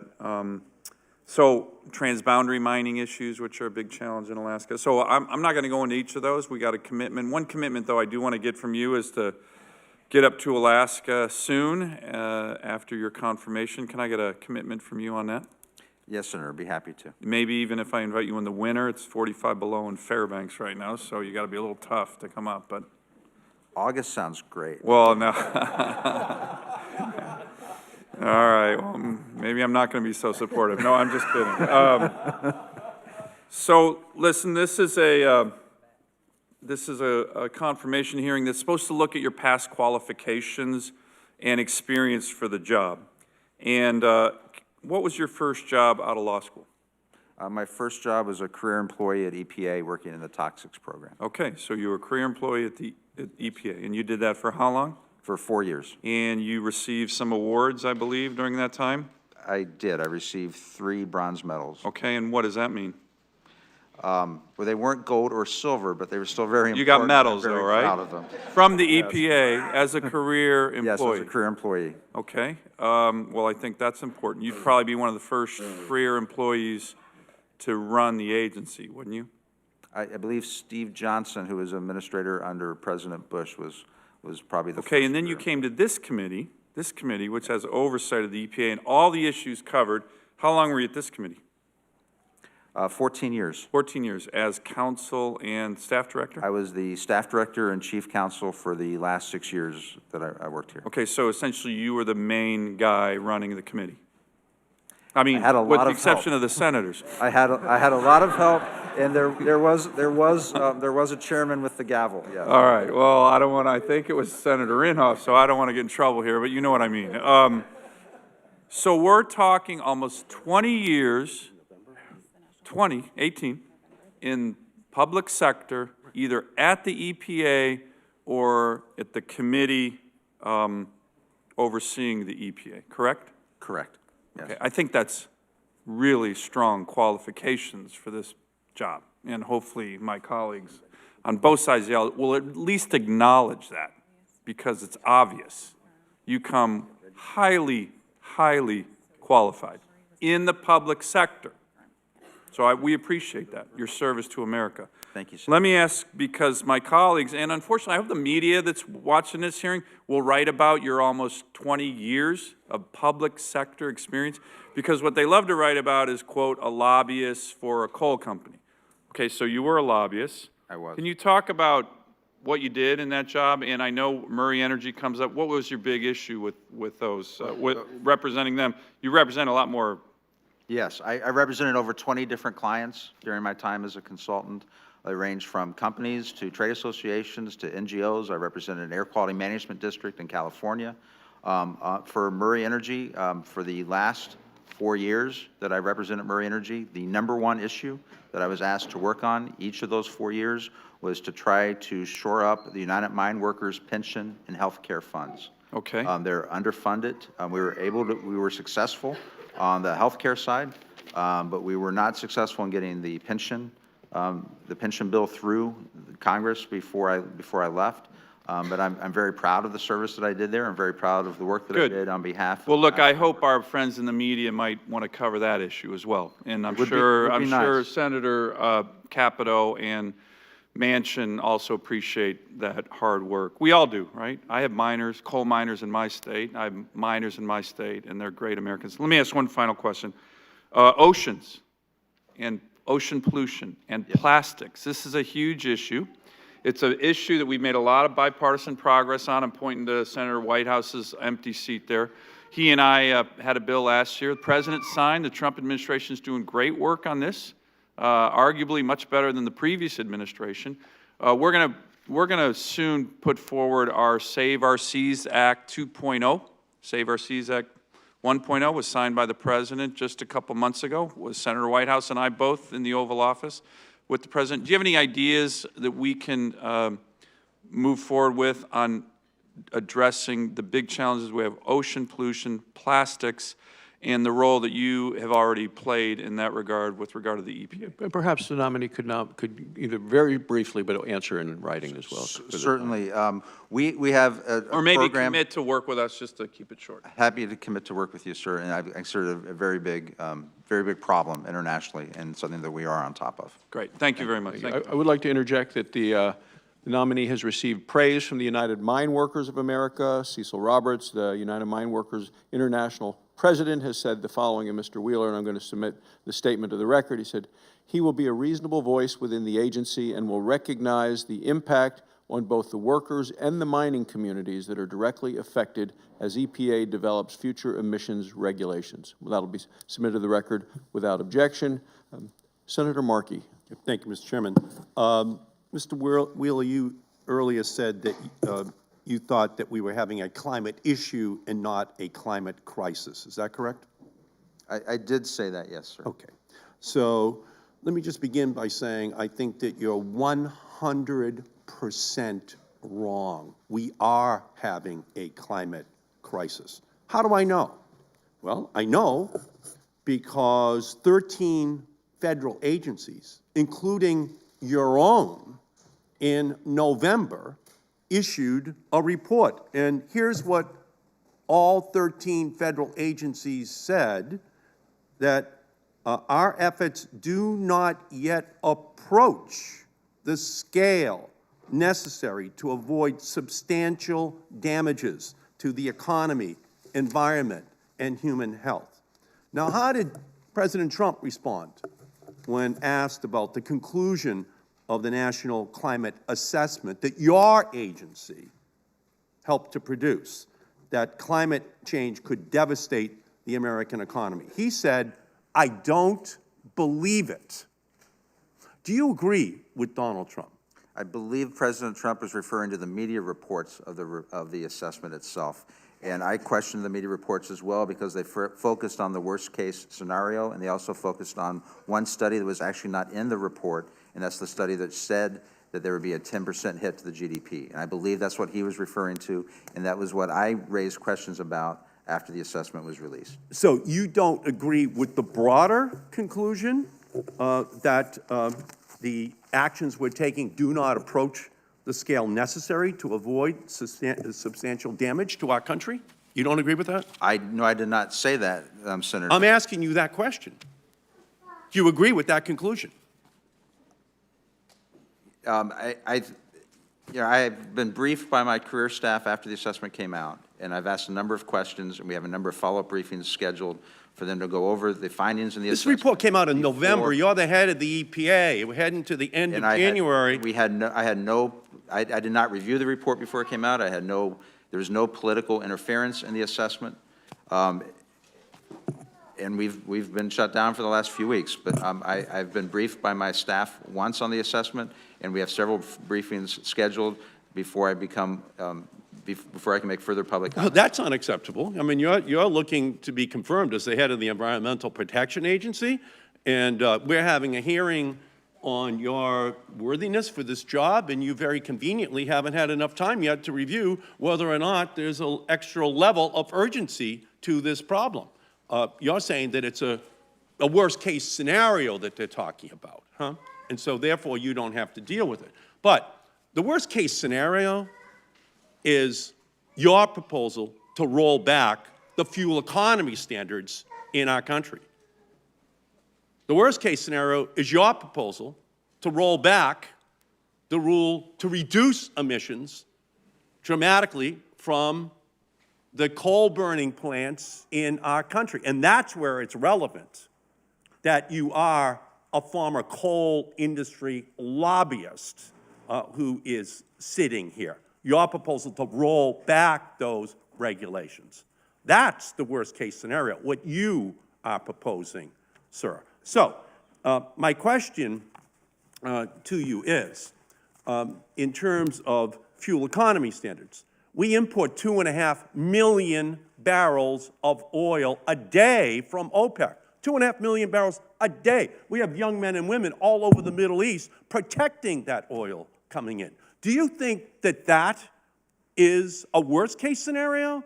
Or do you think that that is just something that we should accept by not, in fact, increasing the fuel economy standards? Because, interestingly, under the Obama standards, we back out 2.5 million barrels of oil a day, every day, that we would import from OPEC. Do you think that's a worst-case scenario, or do you think that's something that we should maintain and increase as our goal, Mr. Wheeler? Well, Senator, first of all, we did not roll back the Clean Power Plan because the Clean Power Plan never took effect. It was stayed by the Supreme Court.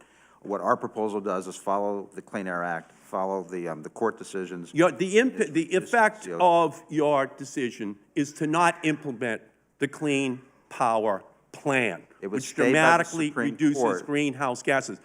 Because it went outside the bounds of the Clean Air Act. What we put forward is a proposal that follows the Clean Air Act and follows the law. Yeah, well, here's the problem that I have, sir, with you. In this hearing, you're putting up a smokescreen to ensure that there is an advancement of Donald Trump's dirty policies. And the impact on ordinary families, their health, the health of our country, the security of our country is absolutely urgent. The American people want higher fuel economy standards. They want higher standards for reducing pollutants going into the lungs of the people in our country. And what you're here doing is defending Donald Trump's policy I don't believe it, he said. Well, the American people believe it because they know that it's American scientists that came to this conclusion, including your own. And you can say you haven't had time to read it, but that in and of itself, from my perspective, is a disqualification for having the job which you are sitting here seeking to be nominated. I didn't say I didn't read it. I said that I haven't finished. There will be order. Briefed on it by my staff, sir. The senator's time has expired. I would like to interject. The EPA's decision to review the vehicle standards was the right one. In 2017, the Alliance of Automobile Manufacturers sent a letter to the EPA stating, if left unchanged, these standards could cause up to 1.1 million Americans to lose their jobs due to lost vehicle sales, and low-income households would be hit the hardest. Unanimous consent to enter this statement into the record, and without objection, it will be done. Senator Mr. Kramer. Chairman, before you do that, Senator I would Carper, like to ask please. unanimous consent to submit for the record a letter I sent to Mr. Wheeler last month asking about a possible coordinated campaign between Mr. Wheeler and the White House to bury the results of the report mentioned by Senator Markey and other materials as well related to EPA's efforts to take us backward on climate change, on a climate change crisis. Without objection. Senator Kramer. Thank you, Mr. Chairman, and thank you, Mr. Wheeler, for being here and your willingness to serve in this capacity. I believe that when you and I sat down and met in my transitional office, I hadn't been appointed to this committee yet, but you were telling me it was the best committee in Congress. And I stand by that. It is the best committee in Congress. I appreciate that. And before I forget, I want to, right up front, also invite you to my state of North Dakota, and you can come in August if you like, but January and February, not quite as cold as Alaska, but you could bring your family and go camping, as you know. All right. And we'd love to have you. And it's especially I'd like to bring you to the Energy and Environmental Research Center at the University of North Dakota, where we could have a discussion on these and several other topics that are important. And I also want to thank you for your very good work on the rollback of waters of the U.S. and coming up with a what I'm sure is a much more common sense and legal definition of a waters of the U.S. Same with regard to the Clean Power Plan being replaced by ACE. I mean, while I appreciate the passion from some on the other side, I'm quite certain that ignoring a Supreme Court stay isn't in your authority, is it? No, it is not. We have to follow the Supreme Court. Yeah, I would think so. So thank you for that. Certainly, I also want to piggyback a little bit on what Senator Ernst was talking about with regard to the year-round E15. That was something that I'd advocated for a long time, and certainly she had, and other, not just advocates of ethanol, but I think, again, as conservatives, we like to eliminate barriers to markets. While some might argue over the RFS or they might argue over the volume set, again, the law is the law. And I think it was an appropriate move, and I congratulate you and appreciate what you and the President did in making that commitment. I want to, with regard to the RFS, you know, there are as many opinions and as divergent opinions in North Dakota, as you might imagine, as there are in this room on the RFS and in what it should do and what it shouldn't do. I would like to ask you, though, what's your professional opinion on what happens in 2022? Because I think sometimes we discuss this issue, you know, past each other without a clear understanding of what exactly the law does in 2022 and what options there are, and what happens if we do nothing. If Congress does nothing by 2022, then the implementation and operation of the program would be up to the agency, up to the EPA, and we would have we could continue the program as is. There's a number of different options we could do. We've not started to look at what we might do in 2022. I know there's legislation, at least in the House, on extending the program further, but we will have to make some decisions as far as what the RFS program looks like post-2022. So would it be your recommendation that Congress get together with all of our divergent views and find a prescriptive solution that doesn't leave a lot of, you know, too much discretion over the course of administration after administration? I think it is always helpful for Congress to write the legislation that directs the agency to implement the programs. And I think where the EPA has gotten into trouble in the past on the Obama administration with the Clean Power Plan is when they went beyond the law. Mm-hmm. I agree. Thank you for that. Now, just as a matter of following up a little bit on what Senator Sullivan was talking about, and as I've sat here, and I apologize, Mr. Chairman, for being late. I had my first day of presiding over the Senate this morning. Not nearly as exciting as this, I might add. But I'm perplexed a little bit. Well, in fact, let's go back to what Senator Sullivan said. And it occurred to me as he was talking, did those 18 years as a professional staff person at the EPA prepare you well for your work in private industry? It did, and I think my overall career, both implementing laws at the EPA in the beginning of my career, to helping to draft laws here when I worked in the Senate, to talking to a wide variety of different clients, potential clients, when I was in the private sector, to see how the regulations, the laws were impacting hardworking people who are trying to make a living. And I would suspect that your further work in industry prepared you well for this job, and I want to appreciate that. And I'm just, with time running out, I would just like to propose some scenarios like, should we bar farmers from being Secretary of Agriculture? Should we bar doctors from being the head of Health and Human Services, or attorneys from being the Attorney General, or bankers from being head of the Treasury Department and whatnot? I just think this is a very funny path to go down, realizing this is my first confirmation hearing. Maybe I don't know everything I should. I agree with you. I don't think we should ban farmers from being head of the USDA or doctors at HHS and bankers of the whatever the bankers the head of. The treasurer. Thank you. I yield back, Mr. Thank you so very much. Senator Van Hollen. Thank you, Mr. Chairman, and welcome, Mr. Wheeler. And thank you. I do want to associate myself with some of the comments made by the ranking member and others regarding climate change, auto emission standards, Mercury rules, and I do appreciate your working with Senator Cardin and I and others on the Chesapeake Bay, and look forward to continuing that work together. But I wanted to use my time today to talk about this shameful and unnecessary government shutdown. We're now 26 days into it, longest government shutdown in U.S. history.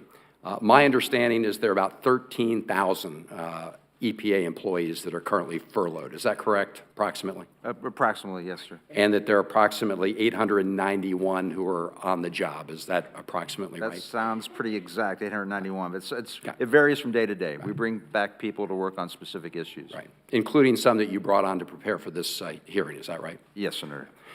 And you've worked at the EPA. You've had experience. In your experience, are these hardworking, dedicated civil servants? Yes, they are. I have full confidence in the EPA staff. And have they shared, some of them, their stories of hardship with you, what they're experiencing now because of the shutdown? Yes, and I was an EPA employee back in the 90s when it was shut down, and I remember the frustration at the time. Yeah. And my heart goes out for the EPA employees and all the employees. And I appreciate that, because they are definitely stuck in the middle of something they had nothing to do with. I just want to read some of the statements I'm getting from EPA employees. I'm sure you are as well. Quote, I work for the EPA and have been furloughed. Then it goes on to say, I have triplets that are in college, and it is very tough to meet their education needs and pay our bills without my salary, which is the major income source for our family. My son has Crohn's disease requiring expensive medical treatments. And she also goes on to say our younger employees at EPA have just started out and unable to make rent and loan payments. Here's another employee who's been furloughed. She actually may be here in the audience today. I work for EPA. I love my job and feel like my program is important to protecting public health. She goes on to say, my son is a junior in high school. I found out yesterday that fees for the AP exams are due January 31st. I don't see how I can afford to pay these fees. He is going to lose the opportunity to pass 4 AP tests. Ironically, one of them is U.S. government.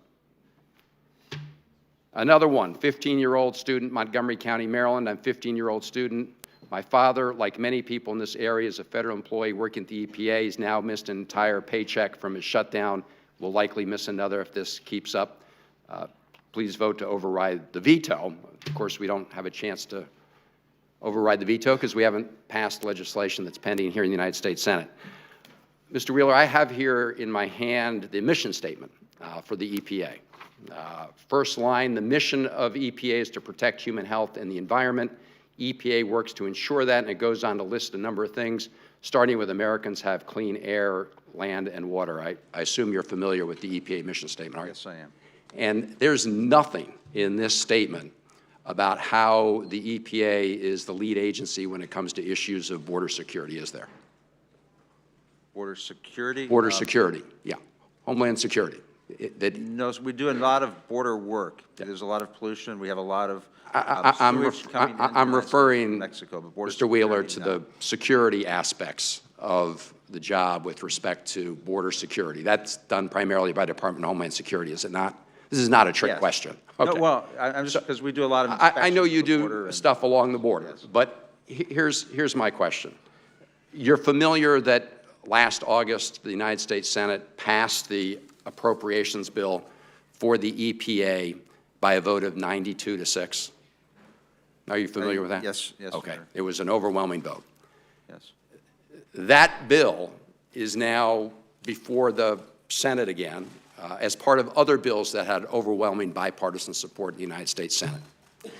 And the Republican leader says that we can't vote on those bills because the President of the United States won't sign them. And my question to you is, why won't the President, and you're the senior administration official here today in the middle of the shutdown in this committee, why won't the President sign a bill to fund the EPA, which has nothing to do with the government shutdown, a bill that passed this body 92-6? Can you just explain to people, including the people who wrote into me, why that is the position of the President of the United States? Well, the President takes border security very seriously. I'm as a asking you about the citizen- EPA bill, Mr. Wheeler. So this is- why is it that he refuses to support a bill that passed the Senate by 92-6? We care about border security too. Why is it that he says he won't sign a totally unrelated bill? Why is that? Well, I believe the President's been very upfront about his desire to have all the appropriation bills passed at the same time, along with the border security. The border security, as you mentioned, is outside of outside of our authority at the EPA. I do want to take a moment to thank you for helping pass the legislation guaranteeing that all the furloughed employees will get back pay. That was very important to the employees. On behalf of my employees at EPA, I thank you for your work on that in Congress. I think that was a very important message to send. Well, I'm grateful that you mentioned that. Thank you for saying that. And I just have one request as we leave here. The President has not yet signed that bill. Will you urge the President of the United States to sign that bill? I think it's important to have all the appropriation bills signed along with the border security that the President, that the American people want. We passed this in the Senate and the House separately, right? And I have no reason to believe the President's not going to sign it. In fact, the Republican leader said that the President was going to sign it.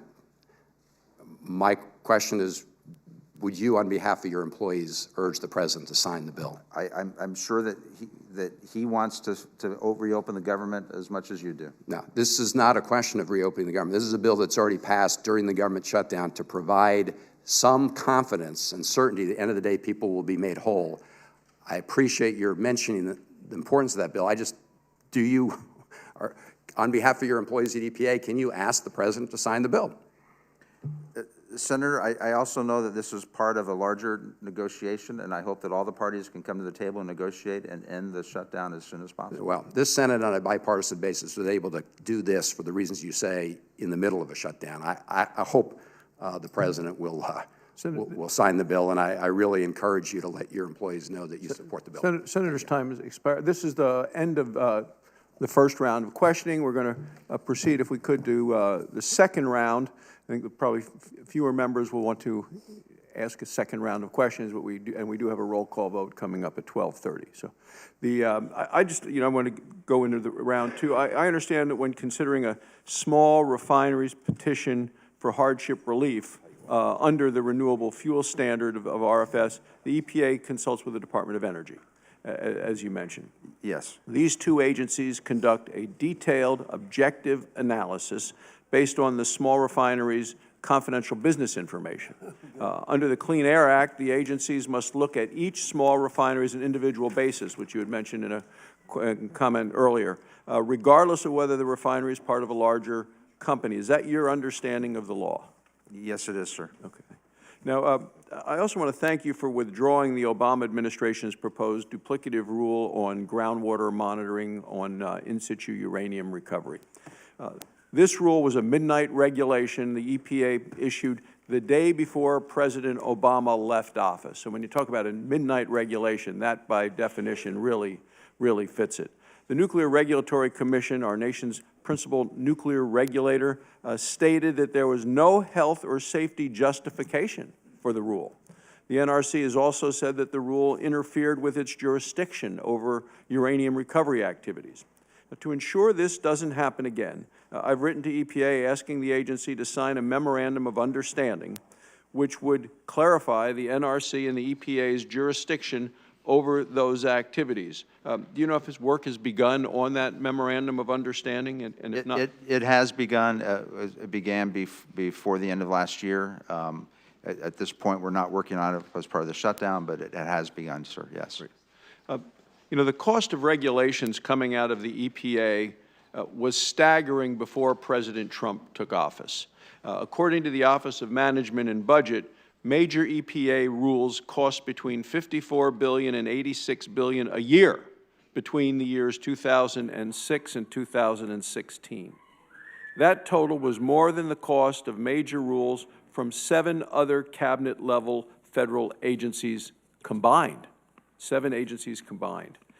Has this administration taken a hard look at those costs, and in your opinion, has the EPA better balanced regulatory costs with environmental protection?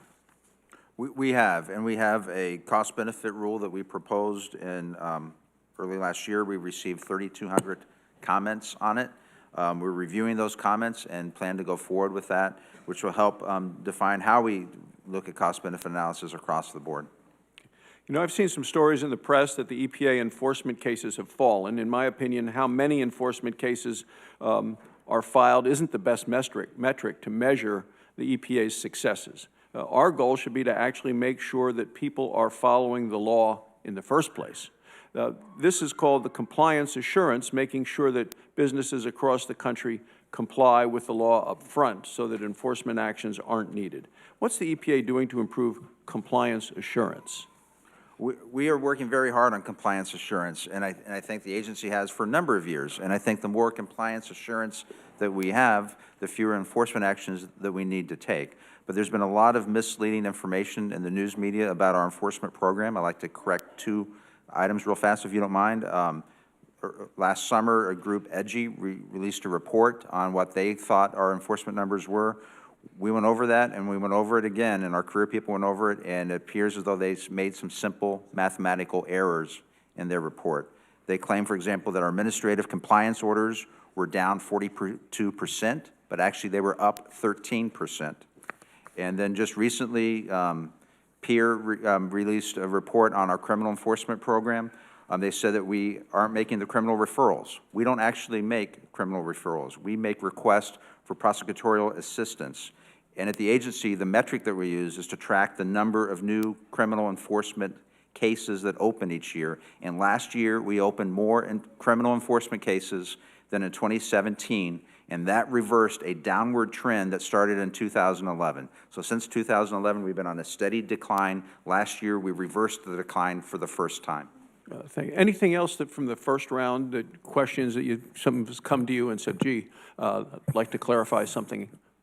Well, I would like to clarify, because there's been a lot of discussion on our CAFE proposal, and a lot of it having to do with the CO2 emissions in reductions from the CAFE proposal. And yes, under President Obama's proposal on CAFE, that was their one goal for the program, is energy efficiency CO2. We have multiple goals for the program, multiple policy goals, including protecting lives. And under our proposal, we estimate that there will be 1,000 lives saved a year under our CAFE proposal. And so I neglected to mention that earlier, but I think that's very important for everyone to understand. It will decrease the cost of a new car by $2,300, and that will get older cars off the road. And when you get an older car off the road, people are buying safer cars, and it will save 1,000 lives a year. And I think that is a very important fact to get out there in the public. Thank you. Senator Inhofe, you have a unanimous consent. I do have a unanimous consent request. The like to submit these two studies into the record. Both are from the Department of Agriculture and Consumer Economics at the University of Illinois, Urbana.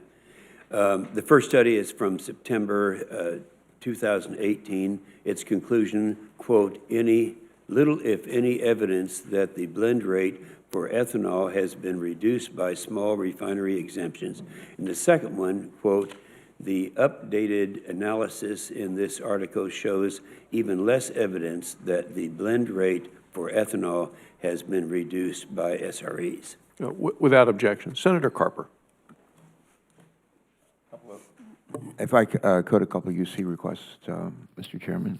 First of all, Mr. Chairman, I ask unanimous consent to submit for the record articles to describe Mr. Wheeler's troubling decision to continue his predecessor's efforts to weaken EPA's enforcement power, including maintenance of the Sue and Settle directive, changes in the Clean Water Act enforcement, and the twice introduced proposal to eliminate the Office of Environmental Justice. Without objection. And second, I'd like to ask unanimous consent to submit for the record materials that indicate that the safety analysis that Mr. Wheeler referred to with respect to the previous administration's CAFE proposals, that the safety analysis, which I think is badly flawed from this administration, that it would like to have for the record an analysis that indicates as much. Without objection, and please feel free to proceed with your round two of questions. Thank you. I've sat in this hearing room for 18 years, and I've always looked for, and I think my colleagues for the most part have done this as well, I always look for win-win situations. I always look for situations where we can have the good things for our air, our water, public health, and do so in a way that does not impinge or degrade economic opportunity, economic growth. I've raised in conversations with you, Mr. Wheeler, and here today, 3 instances where I believe we can do good things for our planet, for those of us who live here, and actually provide economic opportunity for American businesses. I've just come like 2 days ago, as I said earlier, with the cross-section of auto companies from all over the world. We talked about the fuel efficiency standards, tailpipe emission standards, and they are pleading for certainty. They have said to me repeatedly, we don't want to spend the next 4 or 5 years in a court battle with California and 13 other states, including Delaware, on what these standards should be. We need certainty, we need predictability, we need near-term relief, and in the out years, we can, with a lot of electric-powered vehicles and hydrogen-powered vehicles, we can strive for and meet much more rigorous standards for CAFE. I'm troubled by something you said to me. I think you said you have talked to the woman who runs CARB out in California, Mary Nichols, 3 times in, I think, 9 months about this. We're talking about the greatest source of carbon emissions on our planet is our mobile sources, our cars, trucks, and vans. California is critical to getting a deal. So are the other 13 states, including Delaware. And the idea that you've spoken with her, whether it's her fault, your fault, 3 times in 3/4 of a year, it's just deeply troubling. And one of the thoughts that keeps coming back to me in this conversation today, this hearing today, is I don't feel a sense of urgency. We do in Delaware. I live in the lowest lying state in the country. Our state is sinking, the oceans are rising. We live here not too far away from a place called Ellicott City. They've had 2 500-year floods in a year. I live in not a very big state, but there are wildfires, bigger than the size of my state, in Oregon, in Montana, in Washington, in California, just in the last year. We used to measure rainfall by the inch, now we measure it by the foot. And one of the things I just don't sense here is a sense of urgency to do something about this. We had 13 agencies that came together and said, this is a huge issue and it's getting worse, not better. And they didn't do this because of something that Obama law would compel them to do. I think that was legislation signed by George Herbert Walker Bush many, many years ago. So I'm looking for some passion here, and I just don't feel it, and that's deeply troubling. And also looking for win-wins. And we talked about hydrofluorocarbons and the threat that they pose to our atmosphere, and this American technology that has a follow-on to HFCs, and there's a great interest in being able to adopt a Kigali treaty that actually allows for the phase down of HFCs and the introduction of replacements from American-made companies with American-made technologies. And it's not some wild-eyed, liberal, tree-hugging idea. I mean, this is the U.S. Chamber of Commerce. This is the American Chemical Council. There's all these American businesses. And EPA is, rather than being a good partner in helping to expedite this and make it happen, if anything else, I think the agency's an impediment. And the other thing that I would say, I'll never forget, my colleagues have heard me say this before, I'll beg their indulgence. I'll never forget when Lamar Alexander and I, Senator Alexander and I, were working on a 4P legislation to deal with, you may recall this, to deal with sulfur dioxide, nitrogen oxide, carbon, and mercury. And the issue that we're kind of hung up on was mercury. And the idea, can we actually reduce mercury emissions by as much as 80%? Lamar Alexander said, no, we can reduce it by 90%. We had a hearing right here, and a guy sat right there at the end of the table. Everybody was from a utility at this table and said, oh, we can't even get to 80%, much less 90%. The guy was from the representing the association that said, no, we can do better, they can do 90%. He said, they could do better than that. And you know what? They did. They reached 90% reduction. And if you look at the MATS rule, the reason why the utilities are essentially sanguine about this is they made the investments. It costs a third as much money to make the investments. It's actually working. And not only do we do, I think, a beneficial thing for children, infants, for those that haven't even been born, but we actually do a lot of, not collateral damage, but collateral good things, and reduce some of the other particulate matter and all kinds of stuff to save lives. And to somehow say that that just doesn't add up enough, and in terms of cost-benefit analysis, for us just to say, all right, they got it right. They actually got something right in the Obama administration. And now it's on MATS and all these other folks, all these other stakeholders are for it, but maybe we should be as well. What we're afraid of is you're going to do something, your agency is going to do something that gives someone else, not EPA, but somebody else, the ability to come in and have standing in court and undo MATS, undo the mercury air toxic stand. That's what we're afraid of. That is what we're afraid of. And so those are three instances where I think we can have, I think a lot of us think we can have cleaner air, cleaner water, better public health, more jobs. And why we don't take that ball and run it right down the field, I don't know. I don't know. And that's what frustrates me, and I'm sure it's what frustrates me, others on this panel, and frankly, a lot of people in this audience might be watching. I don't normally give long speeches. I don't normally ask short questions and look for short answers, but respond to that if you would. I'm looking for passion. I'm looking for a sense of urgency. I'm looking for a real commitment. And that might not be your nature, but we need it. And I think this agency needs that kind of leadership. Senator, and you and I have discussed the CAFE standard and a number of issues multiple times now, and I want you to understand and believe that I really do want a 50-state solution. I really do. When I've met with, when I said Mary Nichols, that was one-on-one meetings with Mary Nichols, it was 3 over the last 6 months. That doesn't mean we haven't been working with California more than that. I know she's met with other people at the agency. We've had technical meetings between her technical staff and our technical staff. There have been a lot more meetings than just those 3. Those were the 3 one-on-one meetings that I had with Mary Nichols in my office. We've also been on phone calls, and she's met with the Department of Transportation. Again, this is a joint rulemaking with DOT. But at the end of the day, I want a 50-state solution. I want a regulation that provides certainty to the consumers, the automobile manufacturers, and to all the interested parties. And that is what I want at the end of the day, and that's what I hope we can get.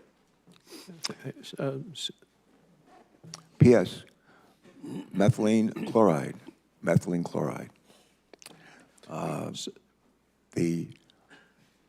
I want you to impart a sense of urgency in getting a rule done on that. Something that was actually something that Scott Pruitt did that we thought was right, and here it is 2 years later, and we still haven't followed through on it. Let's get it done. As I shared with you Tuesday, our hope had been to publish that last week. It is at OMB. It's saying they're ready to go as soon as the Federal Register opens. But that is something that I've taken seriously, and it's something that we spend a lot of time. I've spent a lot of personal time on that issue, and I hope we can get that out as quickly as possible. Methylene chloride, for the record, is as you know, a paint stripper that kills people. Must be a really good paint stripper, but unfortunately, it kills people. Thank you. Senator Inhofe. Thank you, Mr. Chairman. First of all, I want our witness to recognize that I am not at all offended that you found your leadership in the Eagle Scouts to be more rewarding than your leadership under me for 14 years. Thank you, Senator. And also, I appreciate the fact that you brought up and someone else did, Senator Braun, I believe it was, brought up the fact that how much more that our landowners, property owners, are good stewards of their land. And this is kind of interesting because under the previous administration, Dan Ash was the head of the Fish and Wildlife, and he came at my invitation out to Oklahoma. And this is the first time that I think that in his career that he realized that this was true. He was actually in the western part of the state and in the central part of the state. And this is a recognition that I really appreciate. Since the previous questioner brought up the CAFE standards, let me just share with you something you already know, but it needs to be in the record, and that is that in 1975, the Congress created a law to help with the fuel shortage situation by establishing the corporate average fuel or CAFE standards. Now, we no longer have a fuel shortage, and yet that didn't stop the Obama administration and California from ensuring that standards kept increasing beyond what technology can do to force their electric car fantasies and the rest of us. Now, the consumers want trucks and SUVs. They make up about 2/3 of the market, and the electric vehicles don't even make up 1% of the nation's auto sales. But auto manufacturers are producing more and more of them. Why do you suppose that is? I believe they're producing what the consumers want to buy. Mm-hmm. Yes, but what does this do to, I guess the follow-up question would be, is it your understanding that many car manufacturers are not technically complying with the current Obama standards? Yes. Aren't they paying penalties and cashing in credits to comply? Yes. Now, what does that do to the ultimate price to the consumer? It adds additional price to the consumer.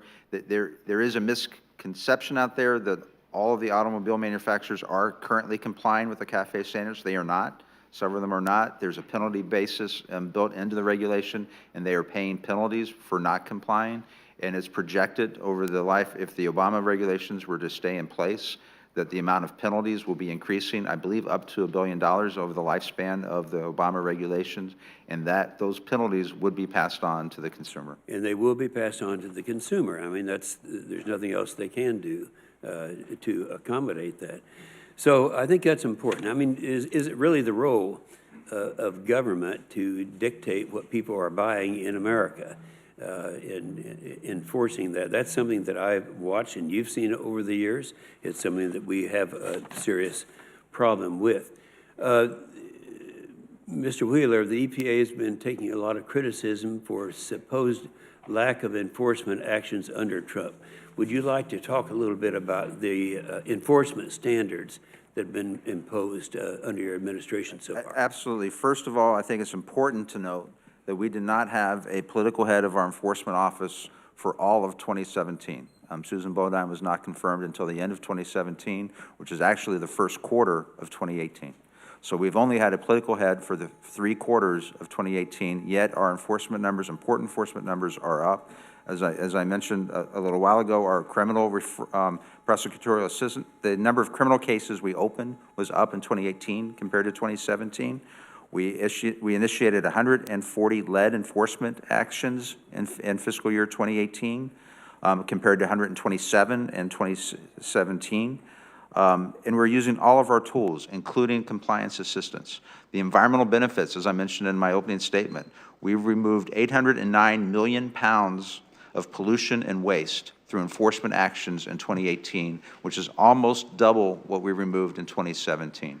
What our enforcement program needed in the Trump administration was a head of the office, and I'm glad that the Senate confirmed Susan last year. We still have the head of our emergency response office has not been confirmed yet. I hope the Senate will move forward and confirm Peter Wright. I think it's important to have a head of the office that's responsible for responding to the California fires, the hurricanes, and all the other disasters that EPA is responsible for the response efforts. And we've not had a head of that office now for 2 years. Well, I think you make that point very well, and let me compliment you on your response to the questions that have been given to you during the course of this hearing. Thank you. Thank you, Mr. Wheeler. Thank you, Senator Inhofe. Senator Cardin. Thank you, Mr. Chairman. Mr. Wheeler, you and I had a chance yesterday to talk about the WERDA bill, a bipartisan bill that passed this committee that provides new tools in dealing with water issues in this country. And we both talked about the fact that you are going to be restrained by funding because some of the issues have not been funded at the level I think this committee would like to see funded. And I agree with you on that, and we're going to work to get you not only the legislative authority but also the resources. In one case, there is funds, and that is the new lead service line replacement grant program. Congress did appropriate $10 million for the program for FY18. Will you commit to standing up the program and providing this committee a status update on how we're dealing with the lead service line replacements? Absolutely. That is an important part of our lead strategy, and our drinking water strategy is to try to make sure that people have safe drinking water and we get the corrosive pipes taken care of and the lead service lines replaced as quickly as possible as well. I appreciate that, and you'll keep us informed as to how that is so we can... Yes, Senator. And the legislation you're referring to is the OEA legislation passed as part of WERDA, and that was passed after our appropriations for fiscal year 2019 was passed, the bill that Senator Van Hollen mentioned earlier today, the appropriations bill. So it's my understanding there is no funding in the FY19, except for the $10 million that you just mentioned for that one program. There's no additional funding for the other parts of the legislation that was passed. And I will note that there is a lot of deadlines in the legislation that we're going to try to work on and get Let's hope you have. Let's hope that you have an FY19 budget. So let's. Yes. We talked about it at the beginning of this hearing. Just so I think I understand what you're saying in regards to MATS, in regards to the Mercury standards.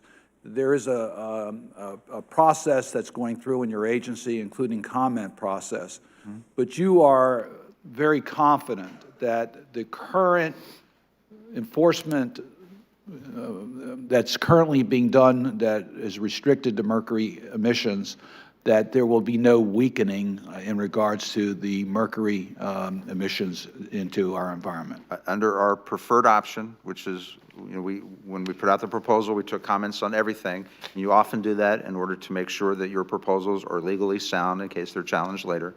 But under our preferred option, I do not believe there'll be a weakening in the mercury standards at all as far as the equipment that has already been deployed and implemented across the board.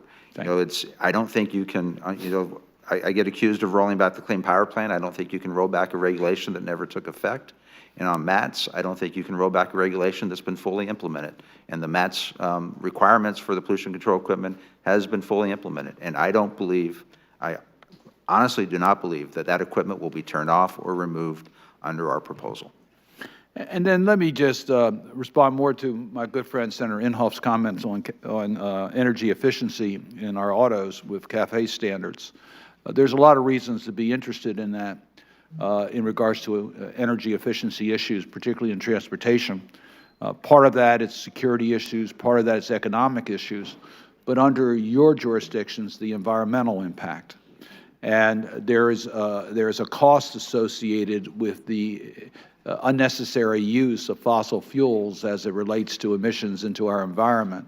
So there is a real reason why we'd like to see more efficiency in the way that we transport.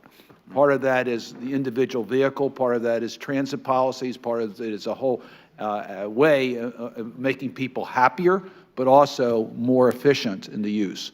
So I just really want to underscore the point of your very first comments where you were saying progress that you've made in protecting the environment.